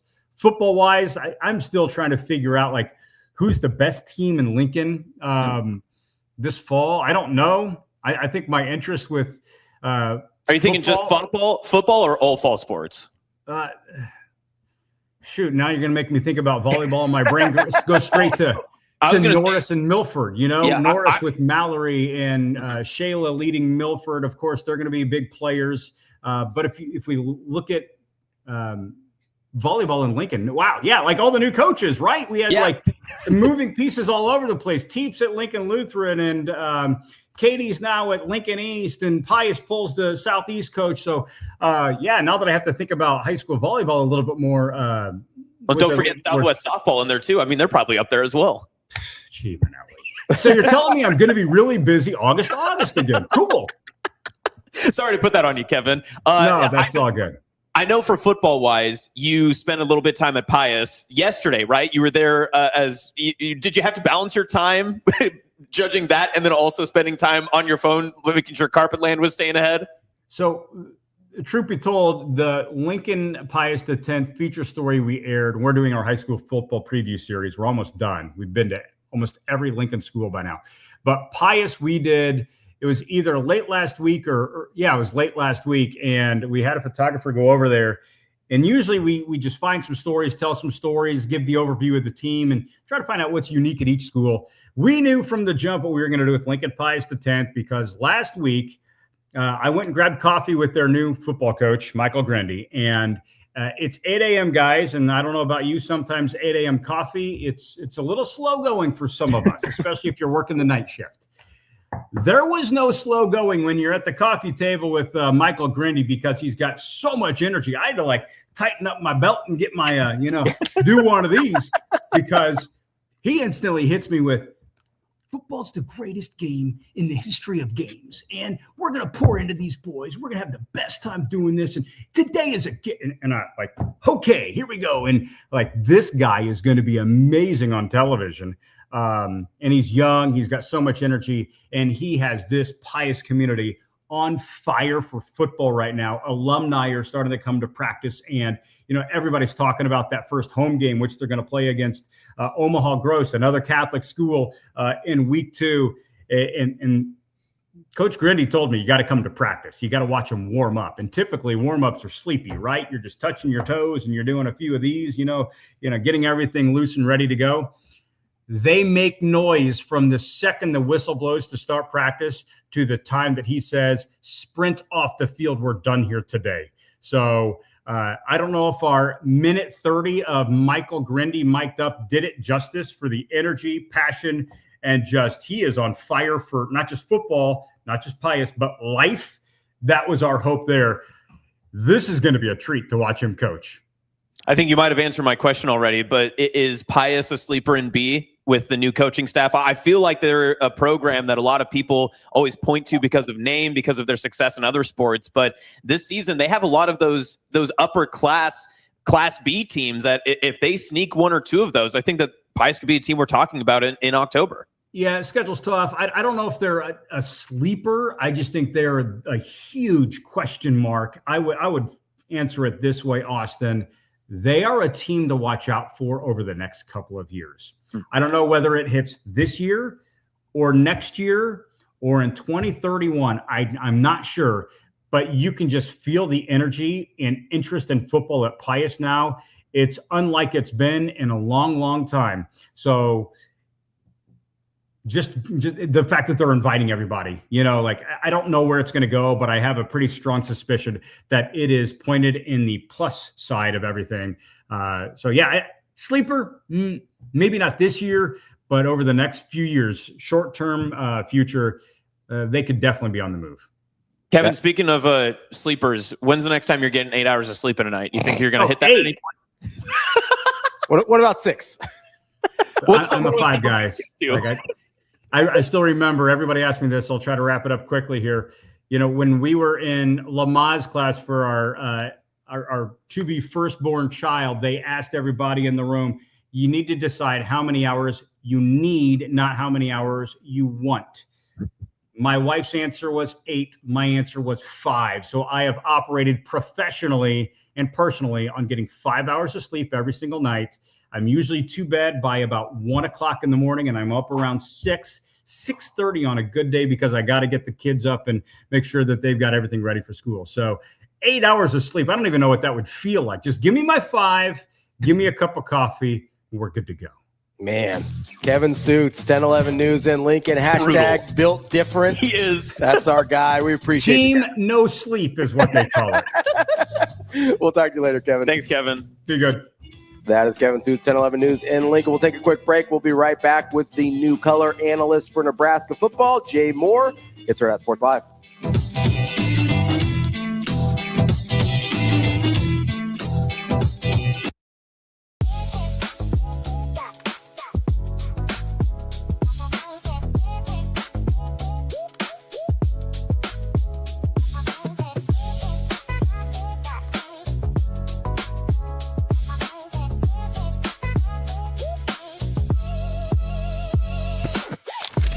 He doesn't look like a freshman to me. I mean, he was nervous in the spring because he just got here. He was anxious. He was nervous. He settled in over the summer and just does not look like a freshman to me. I mean, he's 6'2", 210. He runs fast, has breakaway speed, has good ball skills, doing a solid job in protection. So, encouraged with where he's at. I mean, he's going to play, so we'll all see it here in a few weeks.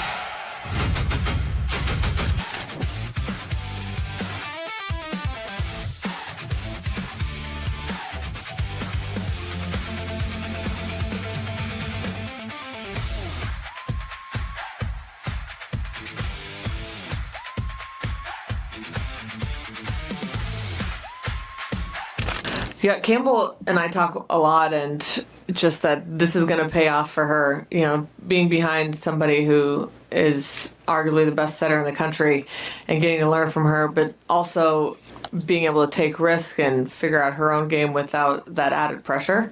It's just going to help her in the long run. And I think she's very confident that, she's going to lead this program and be great here for many years, even if it just doesn't come right now.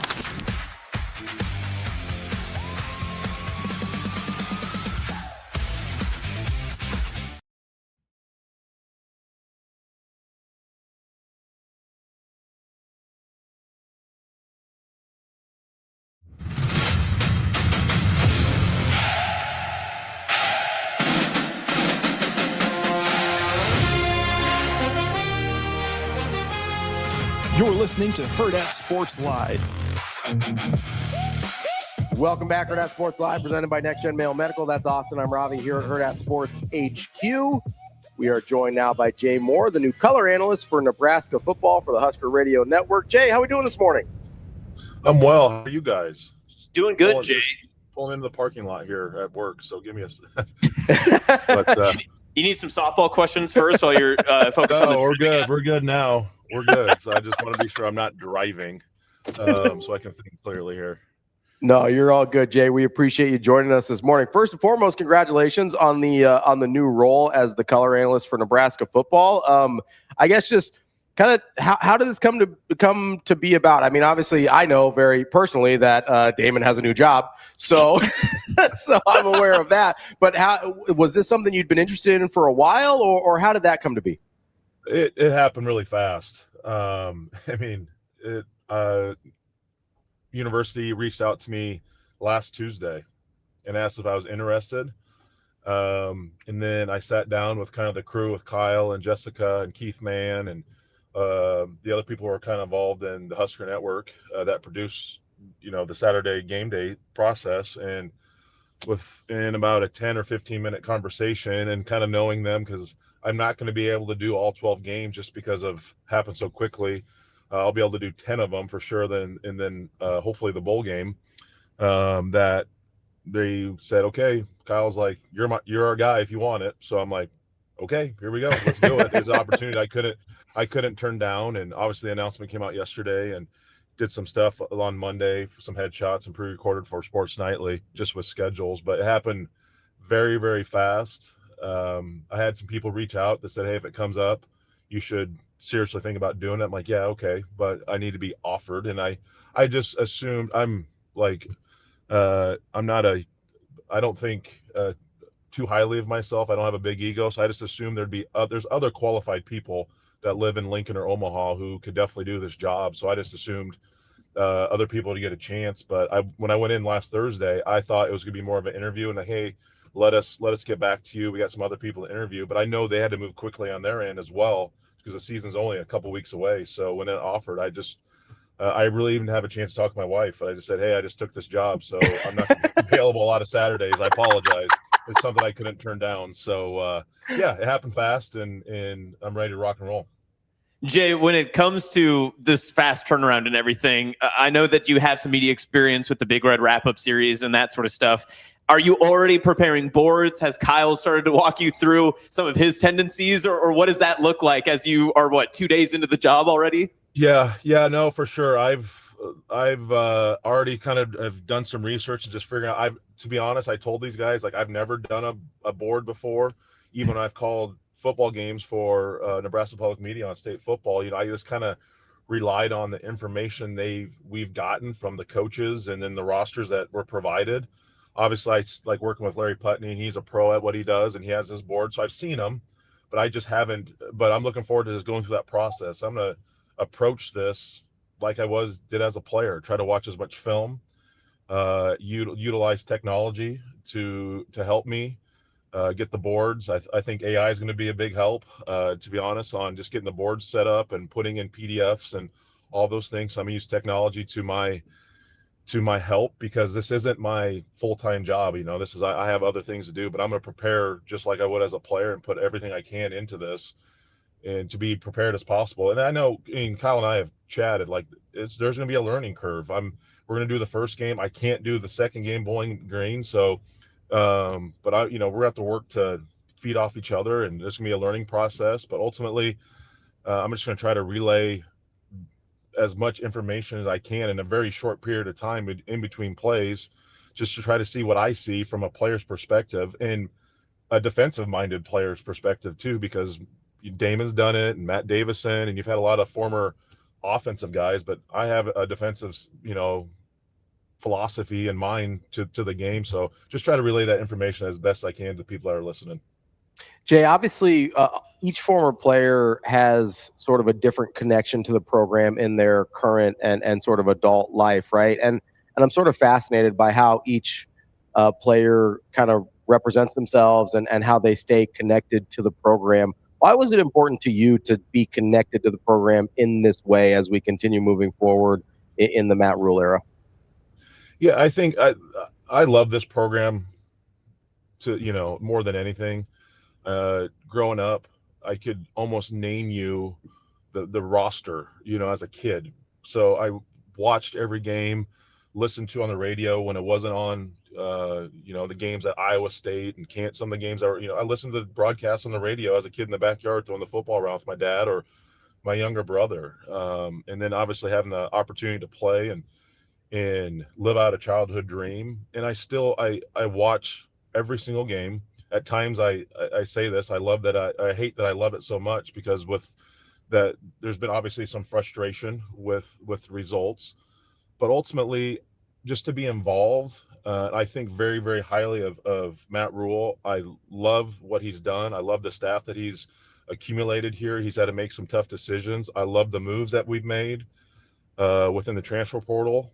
Pat Stewart actually just lives around the corner from me, so we chat all the time.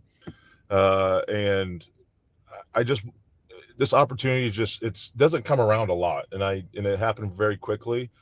So just to be involved, I'll go to more practices, get to know the players more, get to know the staff more, because I ultimately care.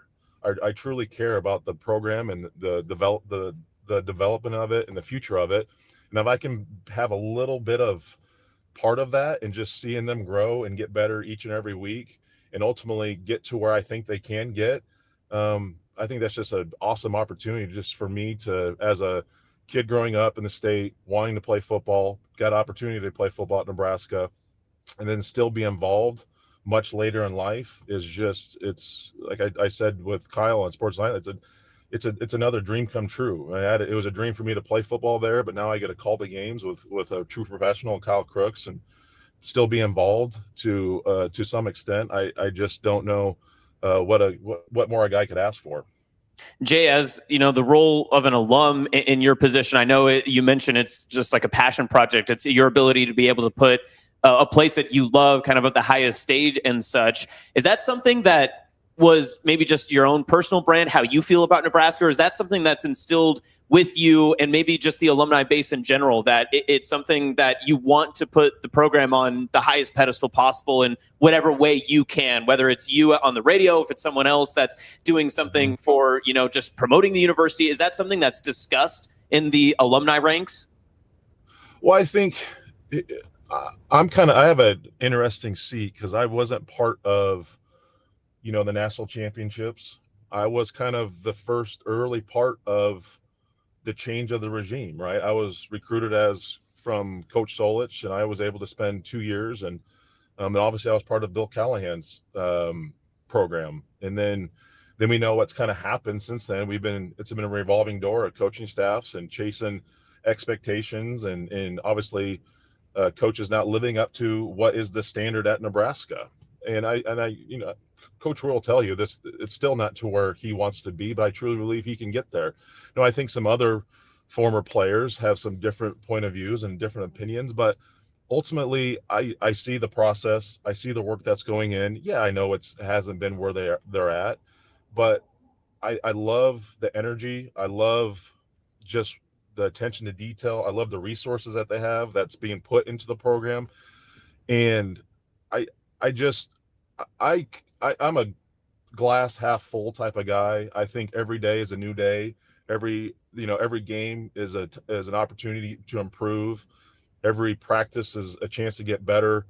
And if you have that mentality, which I think this team and this staff does, why not go out and achieve things? And why not go tell people that, let's be honest, right now, a lot of people don't think Nebraska has a good chance this year. But I'd say, why not? They've gotten better. They're going to be better on the lines of scrimmage. I know the schedule's hard, but guess what? The schedule's going to be difficult every single year. The Big Ten's brutal to play. I don't care if it's Minnesota, Rutgers, Maryland, Michigan State, but those are hard games. And just because you have Indiana and Ohio State and Oregon and Washington and Iowa, okay, but prove people wrong. Go win those games. Be competitive. Show that you're making the right steps and go be better. And I just have that mentality. I'm never going to think that we can't beat these teams. We're going to be fighting to make a bowl game. I don't think that way.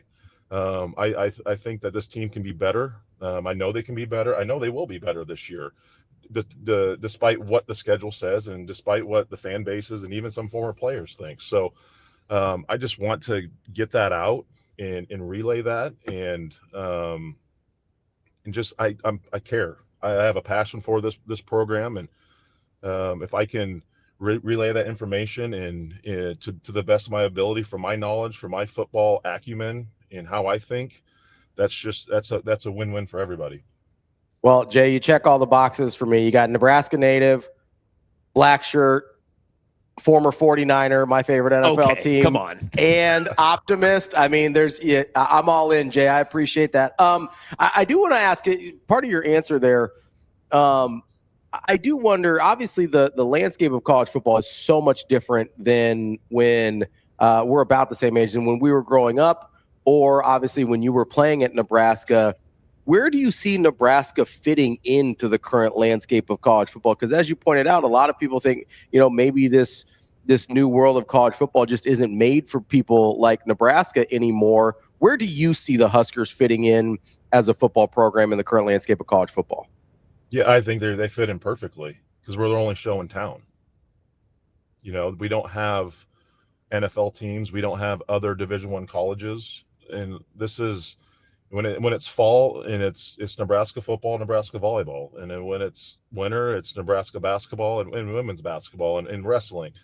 And then it's spring, it's softball and baseball, right? And track. And we've seen all these other programs take the next step. We saw what Fred was able to do in basketball this winter. We saw what baseball was able to do. We saw what softball was able to do. The track and field, wrestling. Obviously, volleyball has been the top player in volleyball for decades, right?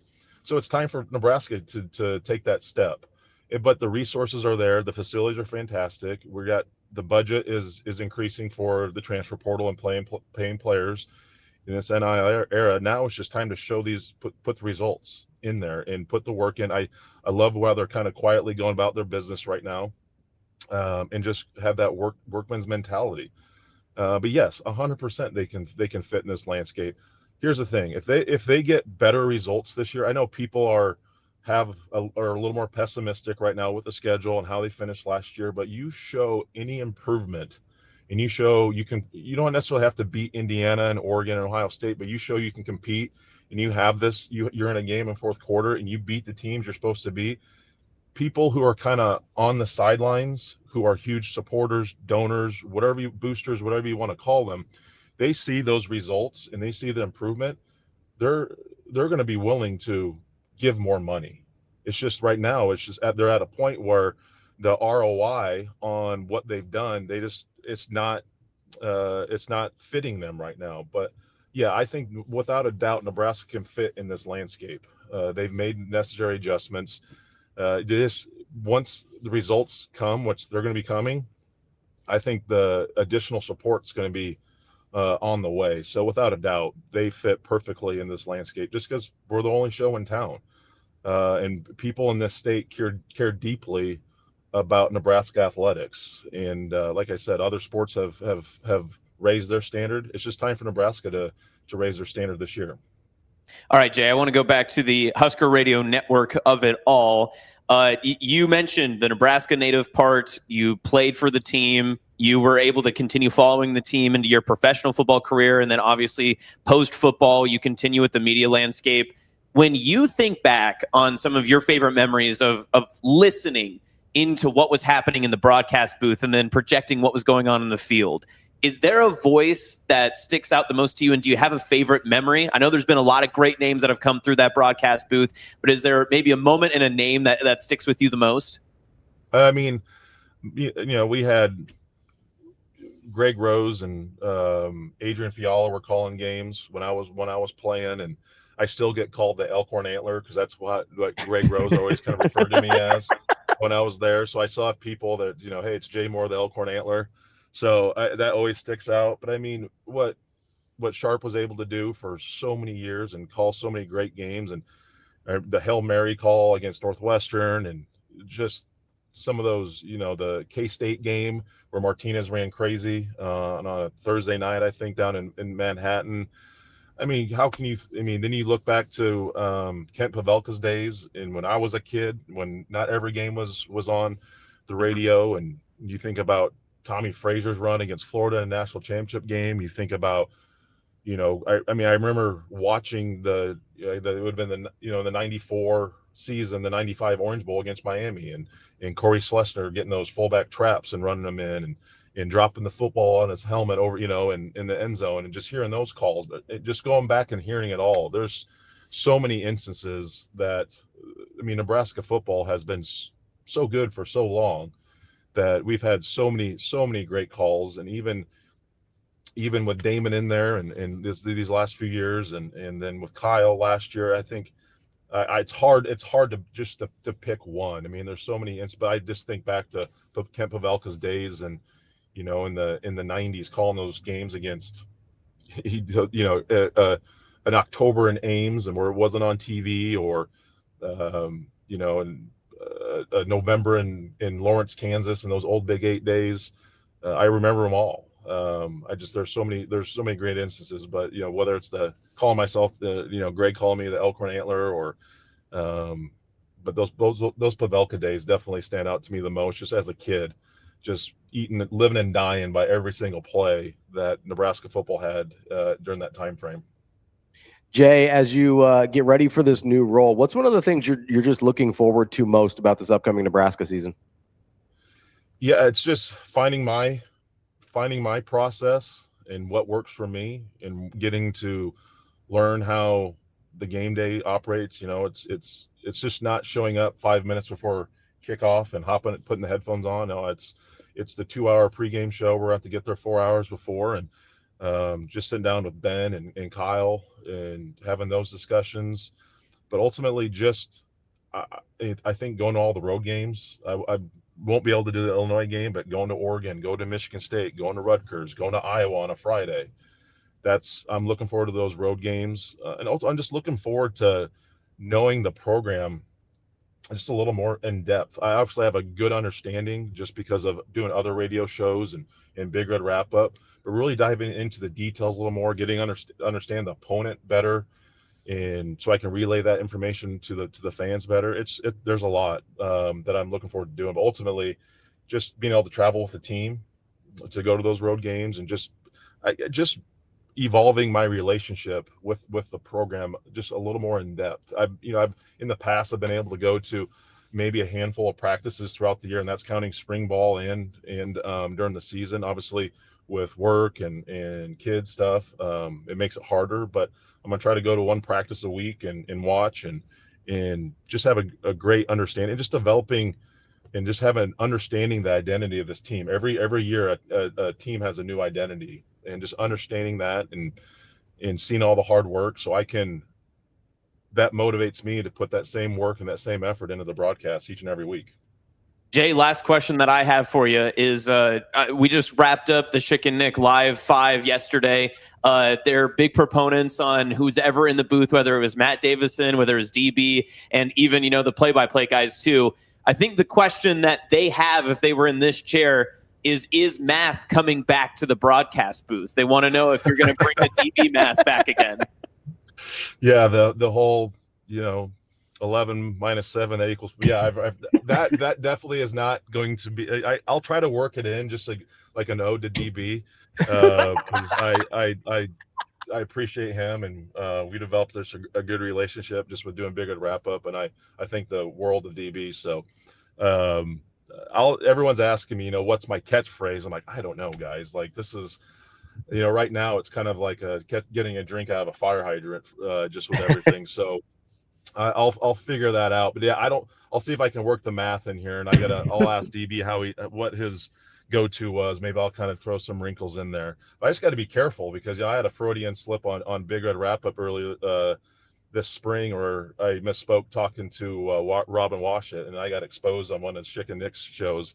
I don't know if you guys caught that, but I asked Rob. I wanted to ask him if he was did he jump or dive into the down in Oklahoma City into the river, and then I misspoke, so I got jump and dive mixed up my head. I said, did you take a dump into the into the canals? And he's like, I didn't do either. And then everyone just started laughing, like, oh my gosh, you do this stuff long enough that you have those little slip ups. So Schick and Nick definitely exposed me on that. So hopefully, I'm sure a few of those might happen throughout the year. But yeah, I'm working on some catchphrases. Trust me, I've had plenty of people send me some already, but I don't know how I'm going to work in. But I got to try to work in some of those math equations, just like DB did. Well, that's an easy one for you. I mean, you just said it. If something looks really bad, you could just say it looks like a dump in the Oklahoma City River. That's the key one. Just go right there. Touche. Jay, if you need to feel any better, just listen to the last 10 minutes of our show yesterday in the first hour. I had a pretty bad one as well. I'm just going to leave that to your imagination. But no, Jay, DB has always spoken very highly of you, so we appreciate you joining us here today, and hopefully we'll get to talk to you quite a bit more throughout the season as well. Yep, awesome, guys. Thanks for having me on, and holler if you need anything, and always happy to hop on and discuss a little ball. Appreciate it, Jay. That is Jay Moore, not just a former Husker, but a former 49er as well. Why you got to do that? Because I love the 49ers. Did he play with Singletary, under Singletary? No, he was there. Maybe it was 7 through 9, I think. 07 through 07, 09, 010. 09, 010, somewhere in there. Yeah. I'm trying to remember who was the 49ers coach, and that's not like Mike Nolan, is it? I think it might be. Nolan. Are we in the Mike Nolan era times there? Yeah. But everyone was relatively positive about Nolan. They're like, he's going to turn it around. Listen, I got that fooled. was a really talented 49ers roster. I got fooled by the suits. He was wearing suits to games, and I was like, I'm in. Look at this guy. You were just Big East Pill. That was the only thing. You were just used to coaches looking good on the sideline. That's what you wanted. He was. Listen, Mike Nolan was. He was sharply dressed. I think his dad wore suits on the sideline, so it was a kind of an homage to him, but it didn't help. It didn't help him win at all. It didn't. Let's see what we got here. No, okay, so he was under Nolan and Singletary. That's nice. Very That's good. nice. We got both of those done. He's got some stories. No substation though. That's why he's still with us. That's true. His That's knees true. aren't vaporized. That's why he's able to still make it into the stadium, because he didn't have to deal with Chernobyl next to the stadium, which is good. I'm very excited to listen in. I think it's going to be great. I'm excited. Yeah. It was a great choice. It wasn't clear to me who the obvious candidates were. I mean, there was a few guys that kind of come to mind, and he was certainly one of them. But it didn't seem, like DB was a pretty obvious choice when Davison moved on, and I thought that made a ton of sense. But I'm glad it's Jay. He's I don't know him super well, but like I said, DB spoke glowingly of Jay whenever he came up. I think mostly from their interactions on like Big Red Wrap Up and things like that. Yeah, so. and I know that that job will come with nerves and anxiousness and stuff too. Yeah. But I think just from the general fan base, like I'm excited to listen because Jay is used to the media side of it. It's so exciting. There's that part of just being the professional sense and what I should and shouldn't say. He's also, and I'm glad we got a little bit into it, just about the alumni thing and his passion and how he feels about the university and promoting it, and especially the program. And I like the fact as well that being the former player, that's a great spot, obviously, in the radio booth to be there too. But he's knowledgeable. Like he's had to stay knowledgeable. He doesn't just keep going on Big Red Wrap Up. He doesn't keep being asked back to be, a routine guest for people on shows and stuff if he didn't know what he was talking about. I think he does a really good job of that. And I'm excited to hear how that transition goes because, Kyle goes a mile a minute sometimes. And so it'll be interesting to hear that dynamic. But that was one thing I always enjoyed about Kyle and DB is that DB felt like sometimes, especially that Cincinnati game, listening back, very grounded and was able to kind of bring Kyle back in a few times. Sure. So yeah, nothing bad on Kyle by any means, but just there was so much going in that game, so built up that it was. Well, and it was Kyle's first game. Yeah, and, it was a big deal there for him as well. But no, it'll be really interesting as Jay kind of finds his own voice and finds his footing as the color analyst. I'm excited to listen to him. I should have warned him. I forgot. I should have warned him about Kyle's water bottles. Oh yeah, Kyle has a water bottle problem. He he drinks like 3 sips and then just leaves them. Apparently, this is because was it Minnesota that DB said that they had the cups? Yes, and it was a disaster. That might be why they lost. No bottles, only that could cups. Be true. Like that would be a huge problem. But no, DB You're right. That was the biggest problem at Minnesota. Yeah, Correct. Sure, that was definitely it. But like DB has sent me pictures of the booth, and I'm like, where all these water? It looks like he's in signs. Yeah, like he's just like got the waters all over the place. He's just leaving them out, expecting the aliens to come or something. It was that's a very dated reference, but no, that's not. It's not that dated. Signs is not youthful, but people would know signs. I mean, it's over 20 years old. Yeah, but even like the Wands and the Kobe's in our chat, I'm sure have seen signs. Yeah, I'm sure they've seen signs. I've seen signs, but I'm a cinephile. So. I don't know. I'd admit that out loud. What's wrong with liking movies? I'm just kidding. You and Brandon both. Don't say it like that. Yeah, it's. Okay, Darth Maul. What was that? Don't say it like that. Oh, this is what happens when you smoke. Be careful. Radio Rico AC here. Now you're just being rude. Rico, did you pick up a pack of Marlboro Reds today? What happened? You ever want to say, you ever want to give the thank you speech at your daughter's wedding? Don't be like me. No, when the coffee's too hot, but you're really thirsty and you take a drink? Yeah, it burned my throat. Did you just wake up? Are you just now starting work today? What happened? Brother, I am like 12 clips deep. I have not just woke up. Got clips? Clips? Empty the clip. That's Rico. Clip. He's got him. He sounded a little rough this morning, Rico. That's all I'm saying. All right, Rico. Sorry we made you work. Our bad. We'll do that again. I slept on the couch last night. It's fine. Oh, Miles was not trying to stay in his crib. Got to be careful there. Yeah. I've never had that problem. Same. Thank God. Notably. Yeah. Notably. That's never been an issue for me. Let's take a quick break, though. We appreciate Jay Moore joining us. I'm really excited to get to talk to him, and hopefully we'll get him a few times throughout the season. But we also need to check in with the rest of the team. Got to check in with Kyle and Jess as well. Make sure they're Make sure I know Jess is seeing DB a little more. Yeah. That's a blessing and a curse, I'm sure. I wonder how she feels with the role shift, right? Because I felt like there was some level of control she had over DB before. Right. Now I feel like the reins are off. This might be a little bit of a loose cannon situation. I think we do need to check in with Jess. Yeah. We should. I'm concerned more than anything. We should poke in, maybe just check. I don't know what you're talking about. And also, she needs to reconnect with Shane. That's true. Yeah, we do need to bring Shane and Jess back together. That's true. I also need an update on her dog. That's true. I Not love that there's Sonny. anything wrong. I just All right, have a good day. Bye, Shane. want to see the dog. Yeah, I love Sonny. Yeah. There was a dog on the patio at Hurrdat Sports the other day. Really? Or at the Bar and Grill Last yesterday. night? Yeah. Oh, I missed that. His name was Rip. Rip the dog. Yeah. I would give. If I were naming my dog Rip, it's going to be RIPP. I don't know. I don't know how it was spelled. I didn't ask, but I did go. Can I said, can I say hi to the dog? And they go, yeah, of course. Mm-hmm. And he was very upset he wasn't getting any food. Naturally. From the table. Yeah. Good dog, about 6 months old. I couldn't tell. It was. I think he was some sort of a mix of dog breeds. I couldn't. Kind of had like a lab face, but he had like very interesting like paw coloring. It was he's a beautiful dog. Sometimes, especially at the younger stages, I go for demeanor more to kind of figure out what the dominant part of the mix is. You know? It felt very labby demeanor. You know, like it was. Robbie said, "I am also a dog." Yeah, no, I did not do that. He was very friendly. Was very excited to receive pets. Was just like, hey, buddy, what's going on? That's good. No, I was excited, and then I told Sasha about it, and she ran outside immediately. I was like, Sasha, there's a dog outside? Is this when I was going through my 7 levels of hell? No, this was before. This was before the show. Yeah, no, it was. It's fine. The toughest part about producing a live show is that as soon as something goes wrong and you can't figure it out, you're stuck, and you're like, oh no, you're like, this train ain't stopping. I was in a certain level of hell that I could not get out of. I was on the crazy train. I thought you recovered well. Thought you did a good job. We did what we could. I appreciate Schick and Nick for bailing me out a couple of times when I just went, buy me some time. Yeah, no, they are out of the people to have technical difficulties with. I have to imagine they're pretty high on the list of like guys you would prefer.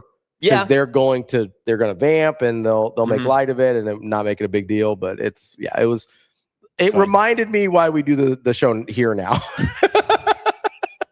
My God. I was like, literally as that's happening, I was like, thank God we have our own studio. Literally naturally at the bar all the time. And Shane can test this too. Yes. That sometimes things would just go wrong. And you're just like, we what's legitimately happening? tested it all. Everything was perfectly fine. And then the minute we start, it was like everything just like deep fried itself. As soon as you hit live, the entire studio collapses. That's actually legitimately what happened. We started the show and I had everything preloaded and ready, and then my entire screen froze, refreshed, and came back and everything was gone. And I was like, oh, this is so excellent. So perfect. You just go full Jake Peralta. Cool. Well, and it was funny too, because then Sasha and Pat are coming up to me and they just kept patting me on the back. They're like, you're gonna be okay. And I was like, I'm fine. Like I'm just working through this. I'm working quickly to make this work, and I'm trying to process. And I think that they thought I was having a meltdown. I was like, I'm not. I'm just trying to figure it out. Also, please stop touching me. Yes. I don't want to be rubbed between the shoulder blades. I'm sorry. And it was very funny too, because right before that, I was like almost belittling both of them, because I was like, you guys are so stressed, smile a little bit. It's supposed to be fun. And then I kept yelling at Sasha. I was like, Sasha, if you don't trust me, stay here, but you should leave. Like, go celebrate the rest of your evening, do something fun. And she goes, oh, I don't know, I just want to be here today. And I was like, no, go do your own activities. You've been doing enough. Yeah. And then because she stayed, everything failed. So I blame her. Oh, so this is Sasha's fault. It has to be. Yeah. If she would have just trusted me in my ability to produce a live show, we would have been fine. But it's fine. Just too much pressure. Okay, Shane. No, Literally before, before Austin left for the day yesterday, I go, do you need me? And he goes, nah, we're good. I mean, what would you have done, Rico? Like absolutely nothing. I was that's kind of the point. Is like Rico and I would have done the collective. This is the best job of producing, is unplugging something and plugging it into a different way. And you're like, maybe that will do it. The unplugging and plugging would have gone faster. Slightly. Pause. Maybe. Yeah. So that was. Let's take a break before I make fun of Rico while he's not here. The plays under review. Big plugging guy. Plays under review. I am not DB. DB the plug. I can't believe that's one of the last segments he ever did. And I was like, what a great title. He's never going to see this. Honestly, it's fitting. I feel it was a good representation of the show that we did. Good times. Hashtag DB the plug. Speaking of plugs. What could you... I was going to make a Penn State cocaine fraternity joke there. Is that what we're talking about next? Nah, probably not. That's Austin. That's Austin. I'm Ravi. It's Hurrdat Sports Live. Yeah, Danny lines up and expects to make a play on the ball if the ball's coming at him. Like he hasn't played any college football yet, so he needs reps. He's taking those reps. He likes football. He's smart, but he's competitive. And anytime you play a freshman in that position, you have to be willing to help them through some things. But mentally, he's a lion. He attacks, and the ball's in the air. He tries to go get it, and he's got great length, great hands.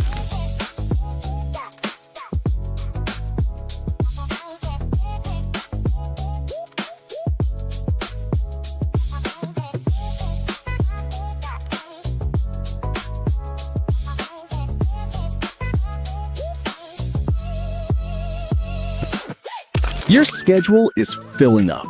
Get back to busy at Edwards Kia. Lease the 2027 Kia Seltos S starting at just $269 a month. Ready for every run on the calendar. 2 great leases, 1 less thing to worry about. We've also got the 2026 Kia Sportage EX starting at $249 a month. Don't wait. Get back to busy this August at Edwards Kia.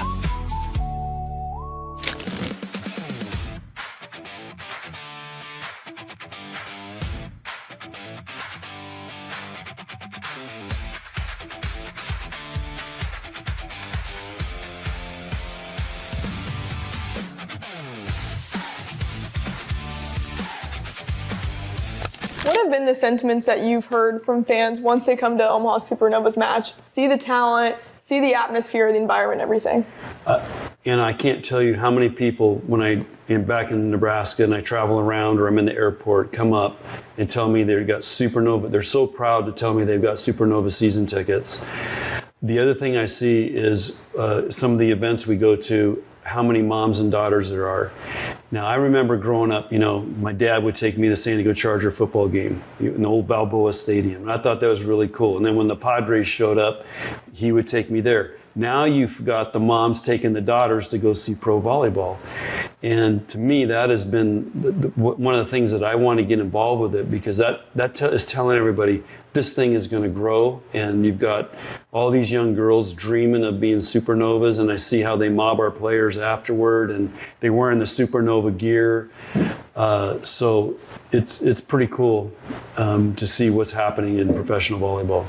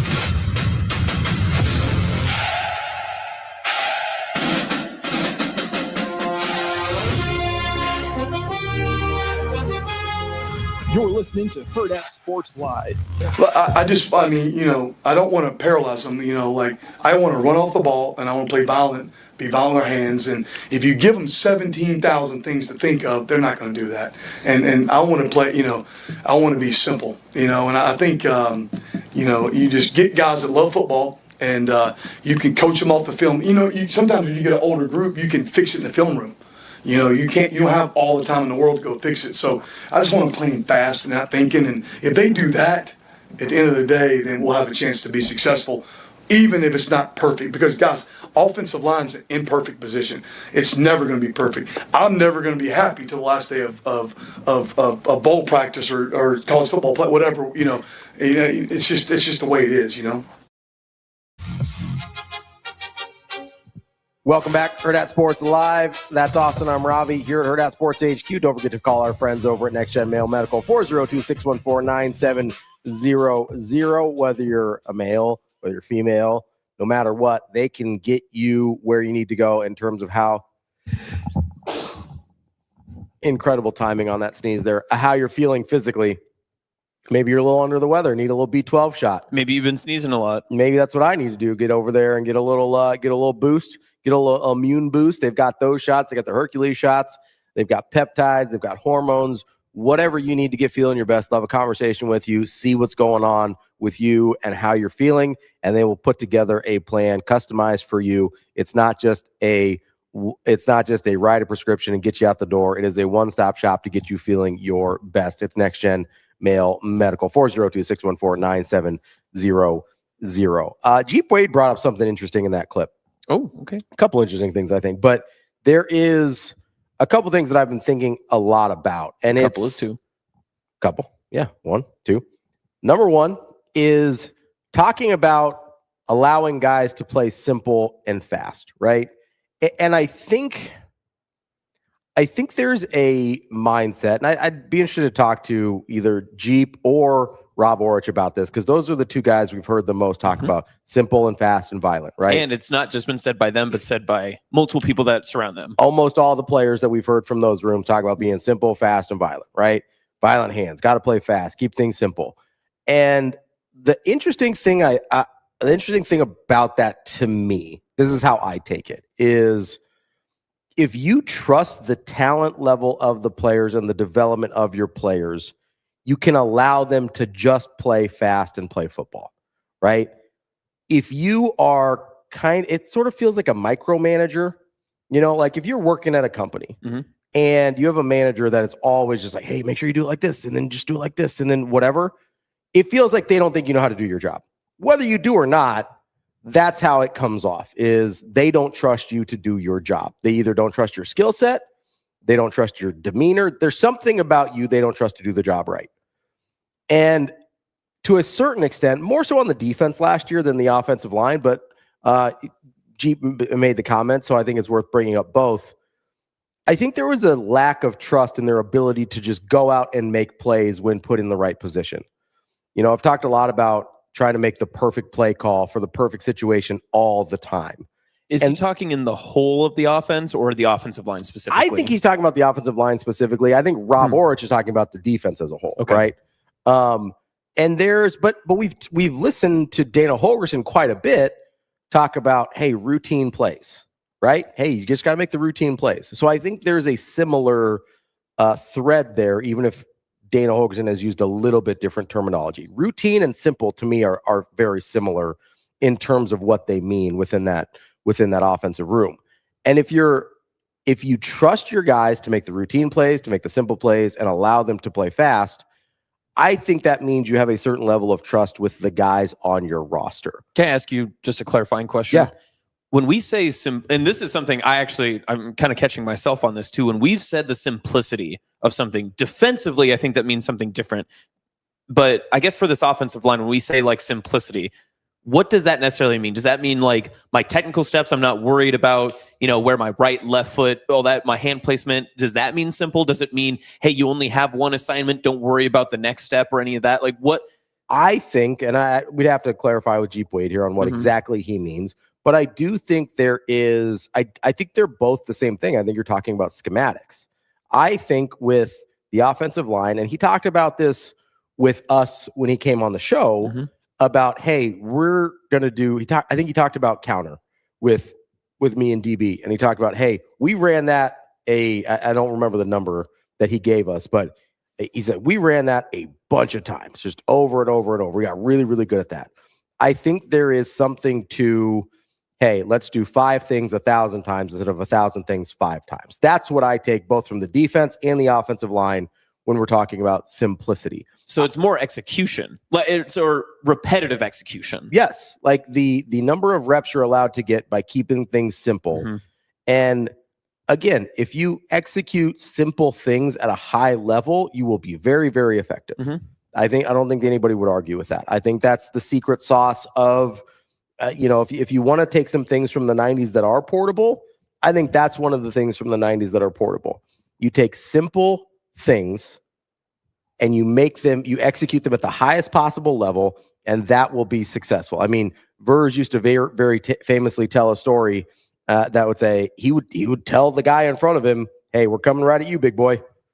Try and stop it. And famously, they couldn't. Yeah. Right? Like that was a simple thing. So simple that you could tell the guy exactly what you were going to do. And if you execute at a high enough level, it does not matter.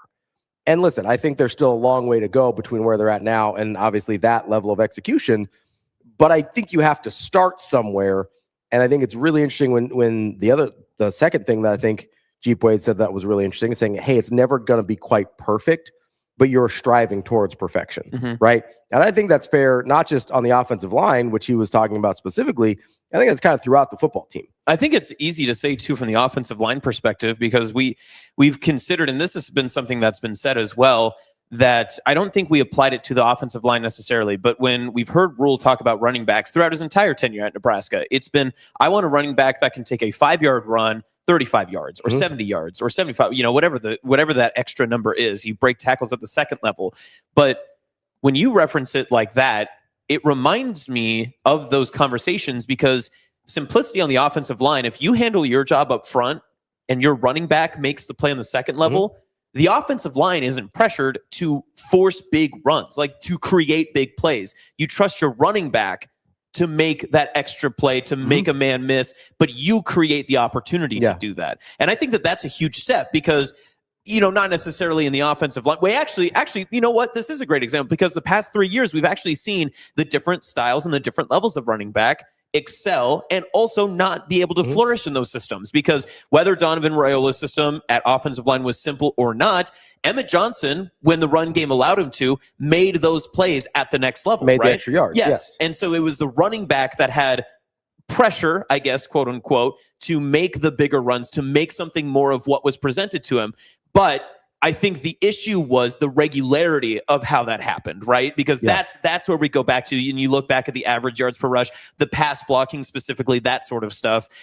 So if Jeep Wade cleans up that sort of semblance, again, it's the simple steps. When you reference it like that, it kind of opens my mind a little bit more on the pass blocking especially, and the initial run game. If you have a simplicity in the passing game, you're not asking Anthony Calandria to make some wild, crazy play, because if they do their job and up front and they take their assignments, the passing game is much easier.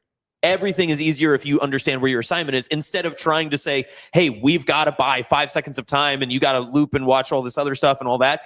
The simpler it is, the better opportunity you have for your playmakers to make plays, because then they are the expected playmakers rather than the offensive line opening up those gaps for you. I think every offensive coordinator, offensive line coach, head coach would tell you, especially in the running game, right? Obviously in the passing game, you have shot plays that you take, and you're trying to hit a big play with those.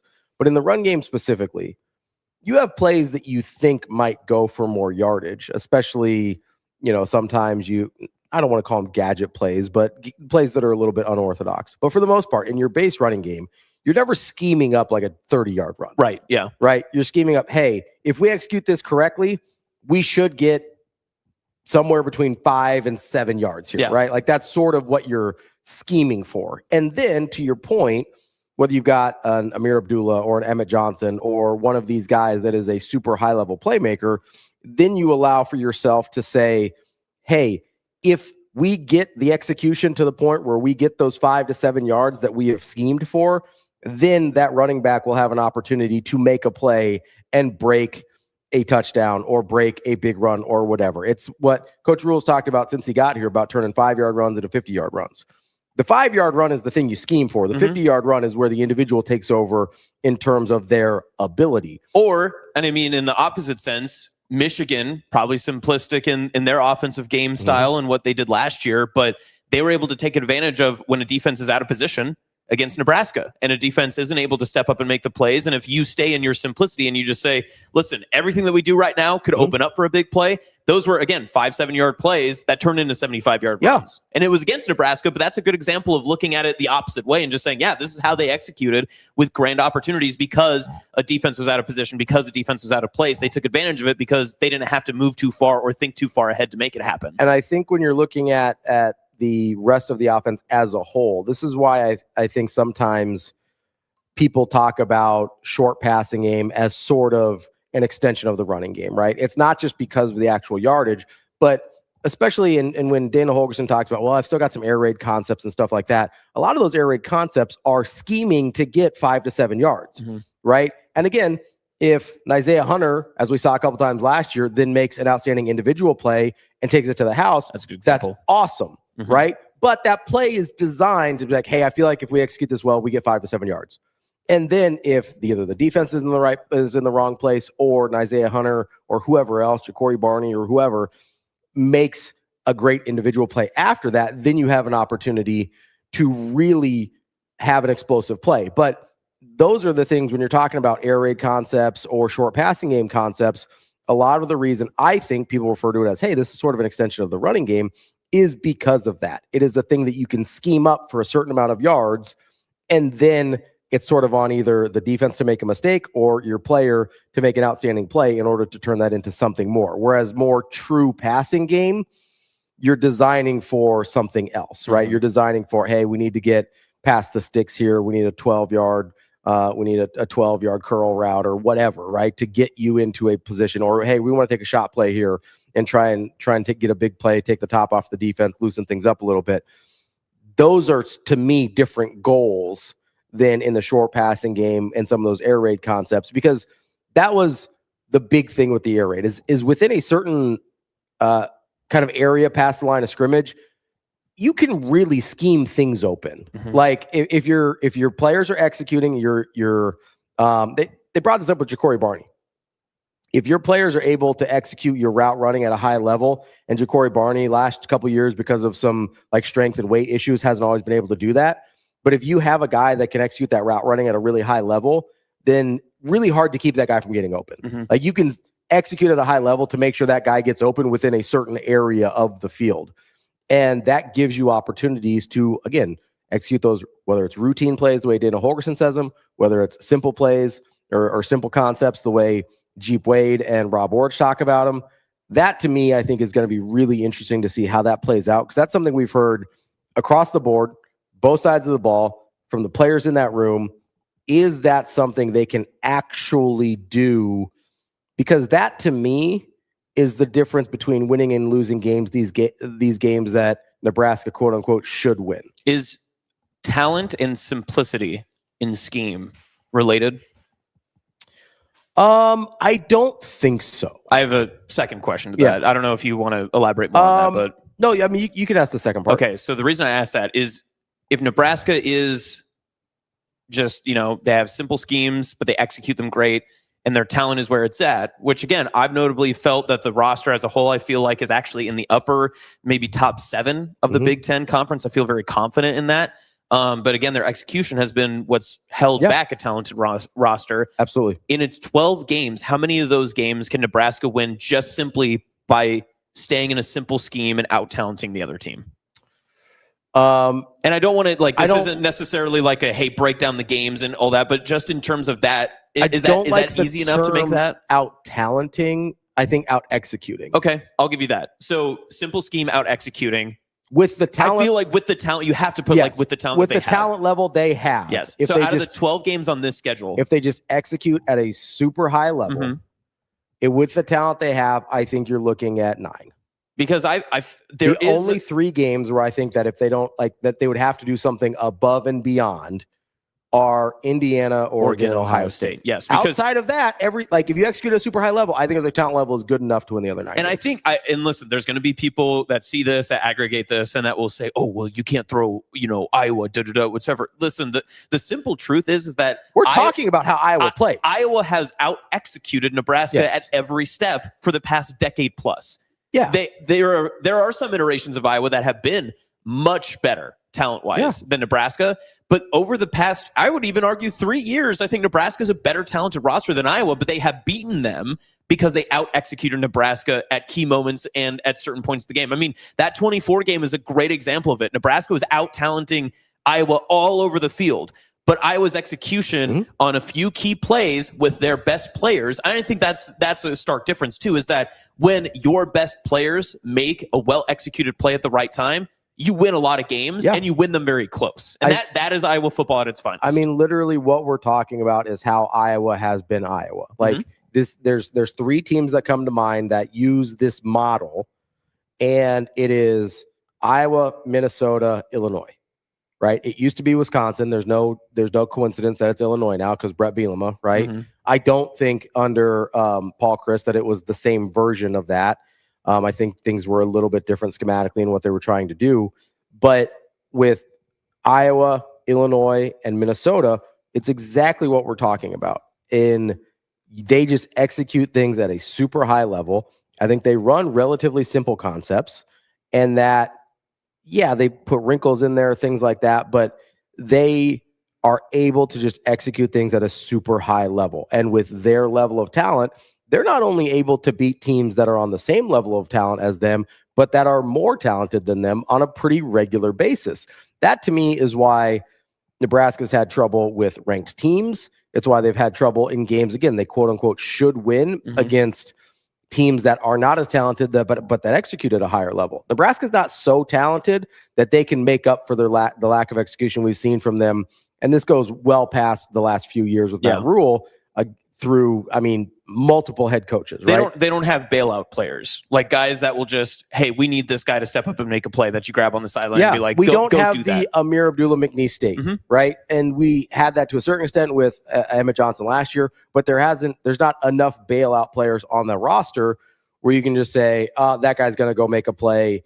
We can make up for the fact that we haven't executed very well for the last 3 drives. And same thing on the defense, right? That's where the lack of a dominant pass rusher has really shown up for Nebraska, because I think that's the place on the defense more than anything that your we'll call them makeup players, right? Your guys that can make up for a lack of execution or for whatever else is going on. I think defensive line is really the place, and specifically edge rushers, although, you have to throw like Ndamukong Suh's of the world in there who are just otherworldly dominant. But typically it's an edge rusher that just says, hey, I can get after the passer, I can get in the backfield at any time and ruin what you're doing. So it kind of allows everything else to shift into place where, hey, maybe we weren't executing at a super high level, but because of the outstanding plays that I'm making and the disruption that I'm making for the offense, everything's allowed to work out, and the defense is allowed to be successful in that sense. I don't know if Nebraska has that player on defense. They have some guys that I look at and I go, hey, that's possible, but that's why I think bringing in Rob Orange was really, really important, because he's a guy that simplifies things to a point where I think Nebraska can execute at a super high level, even if they don't have that game changer yet. Again, it also makes your players play to the best of their ability, right? Because again, everything that you had said before, a more simple defense, simplicity at its finest. We've got this role. You're looking at this key. You're doing, this is your job in this role as a whole, that sort of thing.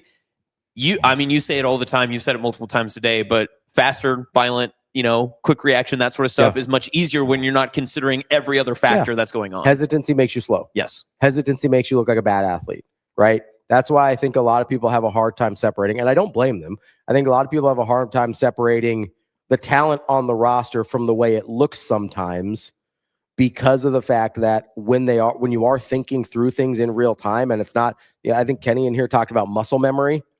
When you have things that aren't muscle memory and you're not just instinctively executing these things, then it can make you look really slow. It can make you look really unathletic. It can make you look really untalented. I don't believe those things are true about Nebraska on either side of the ball. I'm not saying that they can compete with the Oregons and Ohio States of the world. What I am saying is I think the teams in the Big Ten that Nebraska needs to pass, whether it's Minnesota, Illinois, I would put Washington in that group as well. I do think executing at that level will make them look talented enough to pass those teams. Those are the teams on the schedule this year where you look at and go, okay, if Nebraska is able to execute at a high level, there is enough talent. It will look like there's enough talent on the field now to pass those teams, where last year, with a lot of the same pieces, Nebraska has some of the highest returning production numbers in the country.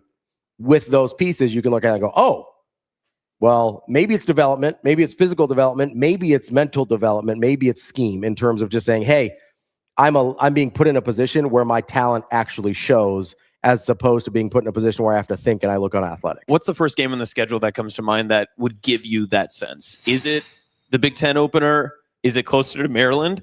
Could I make an argument that it's actually Indiana to see where they put themselves against a contender? I think there's a couple places here. I think my pick, and this is later in the year, so I wouldn't want to make this evaluation that late in the season. I feel like you'd make it sooner, but if you jumbled up and shook the entire schedule up, I would say it's Washington.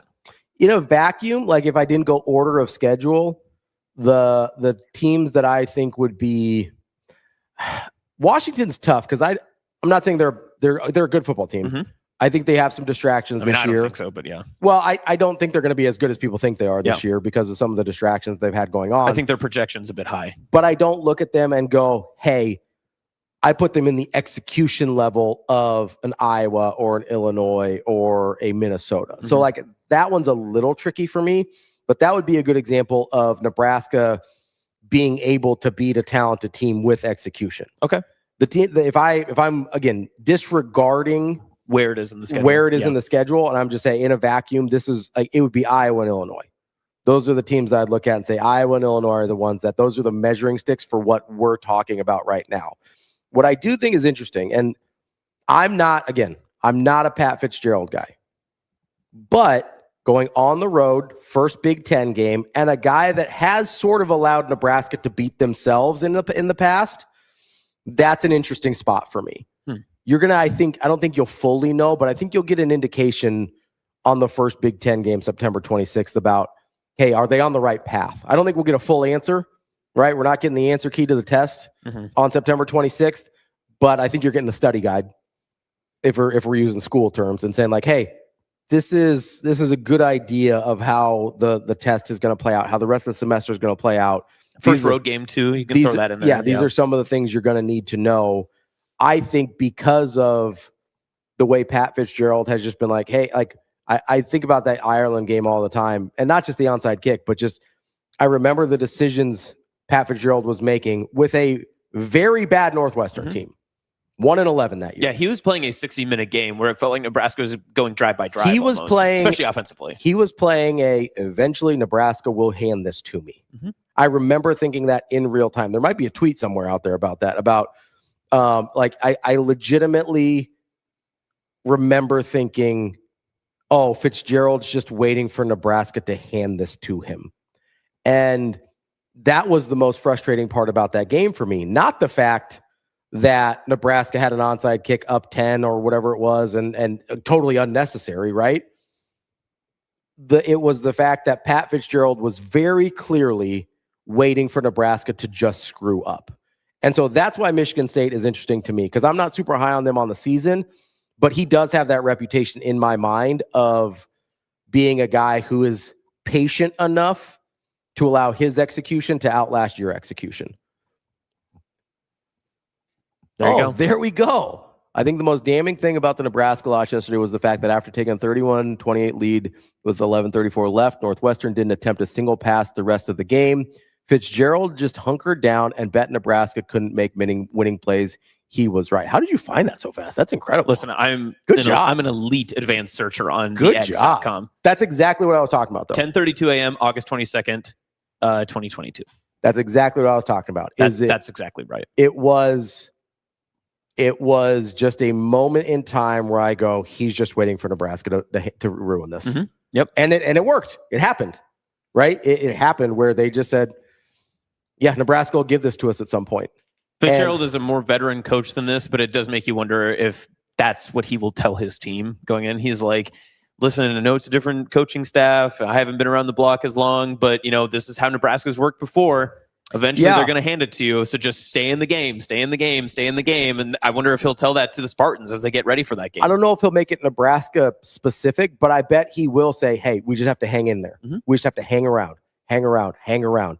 Execute well enough to hang around. Don't hand them the game, and we'll see if they hand it to us, and then we'll take advantage of it, And right? to be fair to what we were talking about in these last 20 minutes, I think it's something that when you get into those late stage big game jitters and the bug in your stomach that kind of creeps up, if you are super simplistic on offense, that makes 4-minute offense, 6-minute offense, and your execution so much easier because you're not striving for big save me plays. We talked about you're relying on your training. Exactly. You're relying on that, and that's the big and you're thing. relying on execution. You're relying on, hey, we've done this 30 times already. Yeah, we've done this 30 times this game. We did it 1,000,000 times through fall camp. Yeah. We're good. We're good. That's a great point, is when you can win games without feeling like you have to go outside of yourself to win that game, that's a total...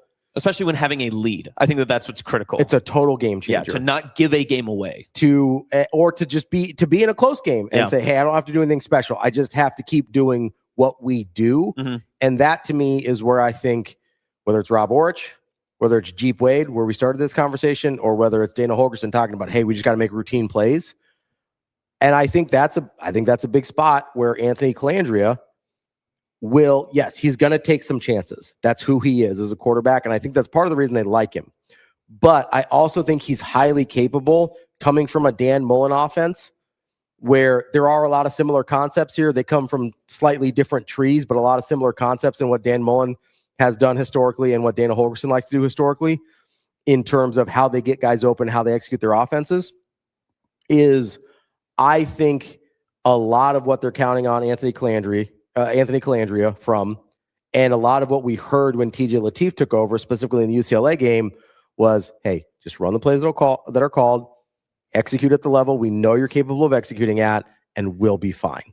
Stop trying to get into the perfect play. Perfection is unattainable. Strive for it, yes, but look for perfect execution, not perfect play calls. And I think that's going to be a huge difference between last year and this year. I agree. That's the show for today.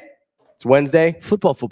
Lots of football today. Lots of football. We talked some baseball. We did. We were a little too Lincoln-pilled. I thought you were getting nauseous there for a second. I was. I had to wear the Miller North hat today because I knew. Just a reminder. I knew we were going to get a little Lincoln-y for my taste, and so I just got to represent. Wait, so which team beat the national champions then?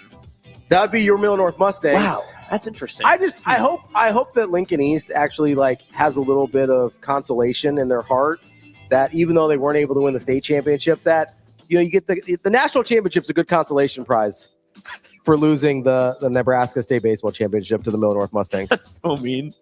Oh, I'm proud of them. I'm happy for them. This is like Ohio State not making the Big Ten championship, winning the national title. They'd be like, okay, but you didn't beat Michigan. Yeah, I mean, didn't beat Miller North. That's Austin. I'm Ravi. We'll be back tomorrow. More Hurrdat Sports Live. See you. Have a good day. Love you.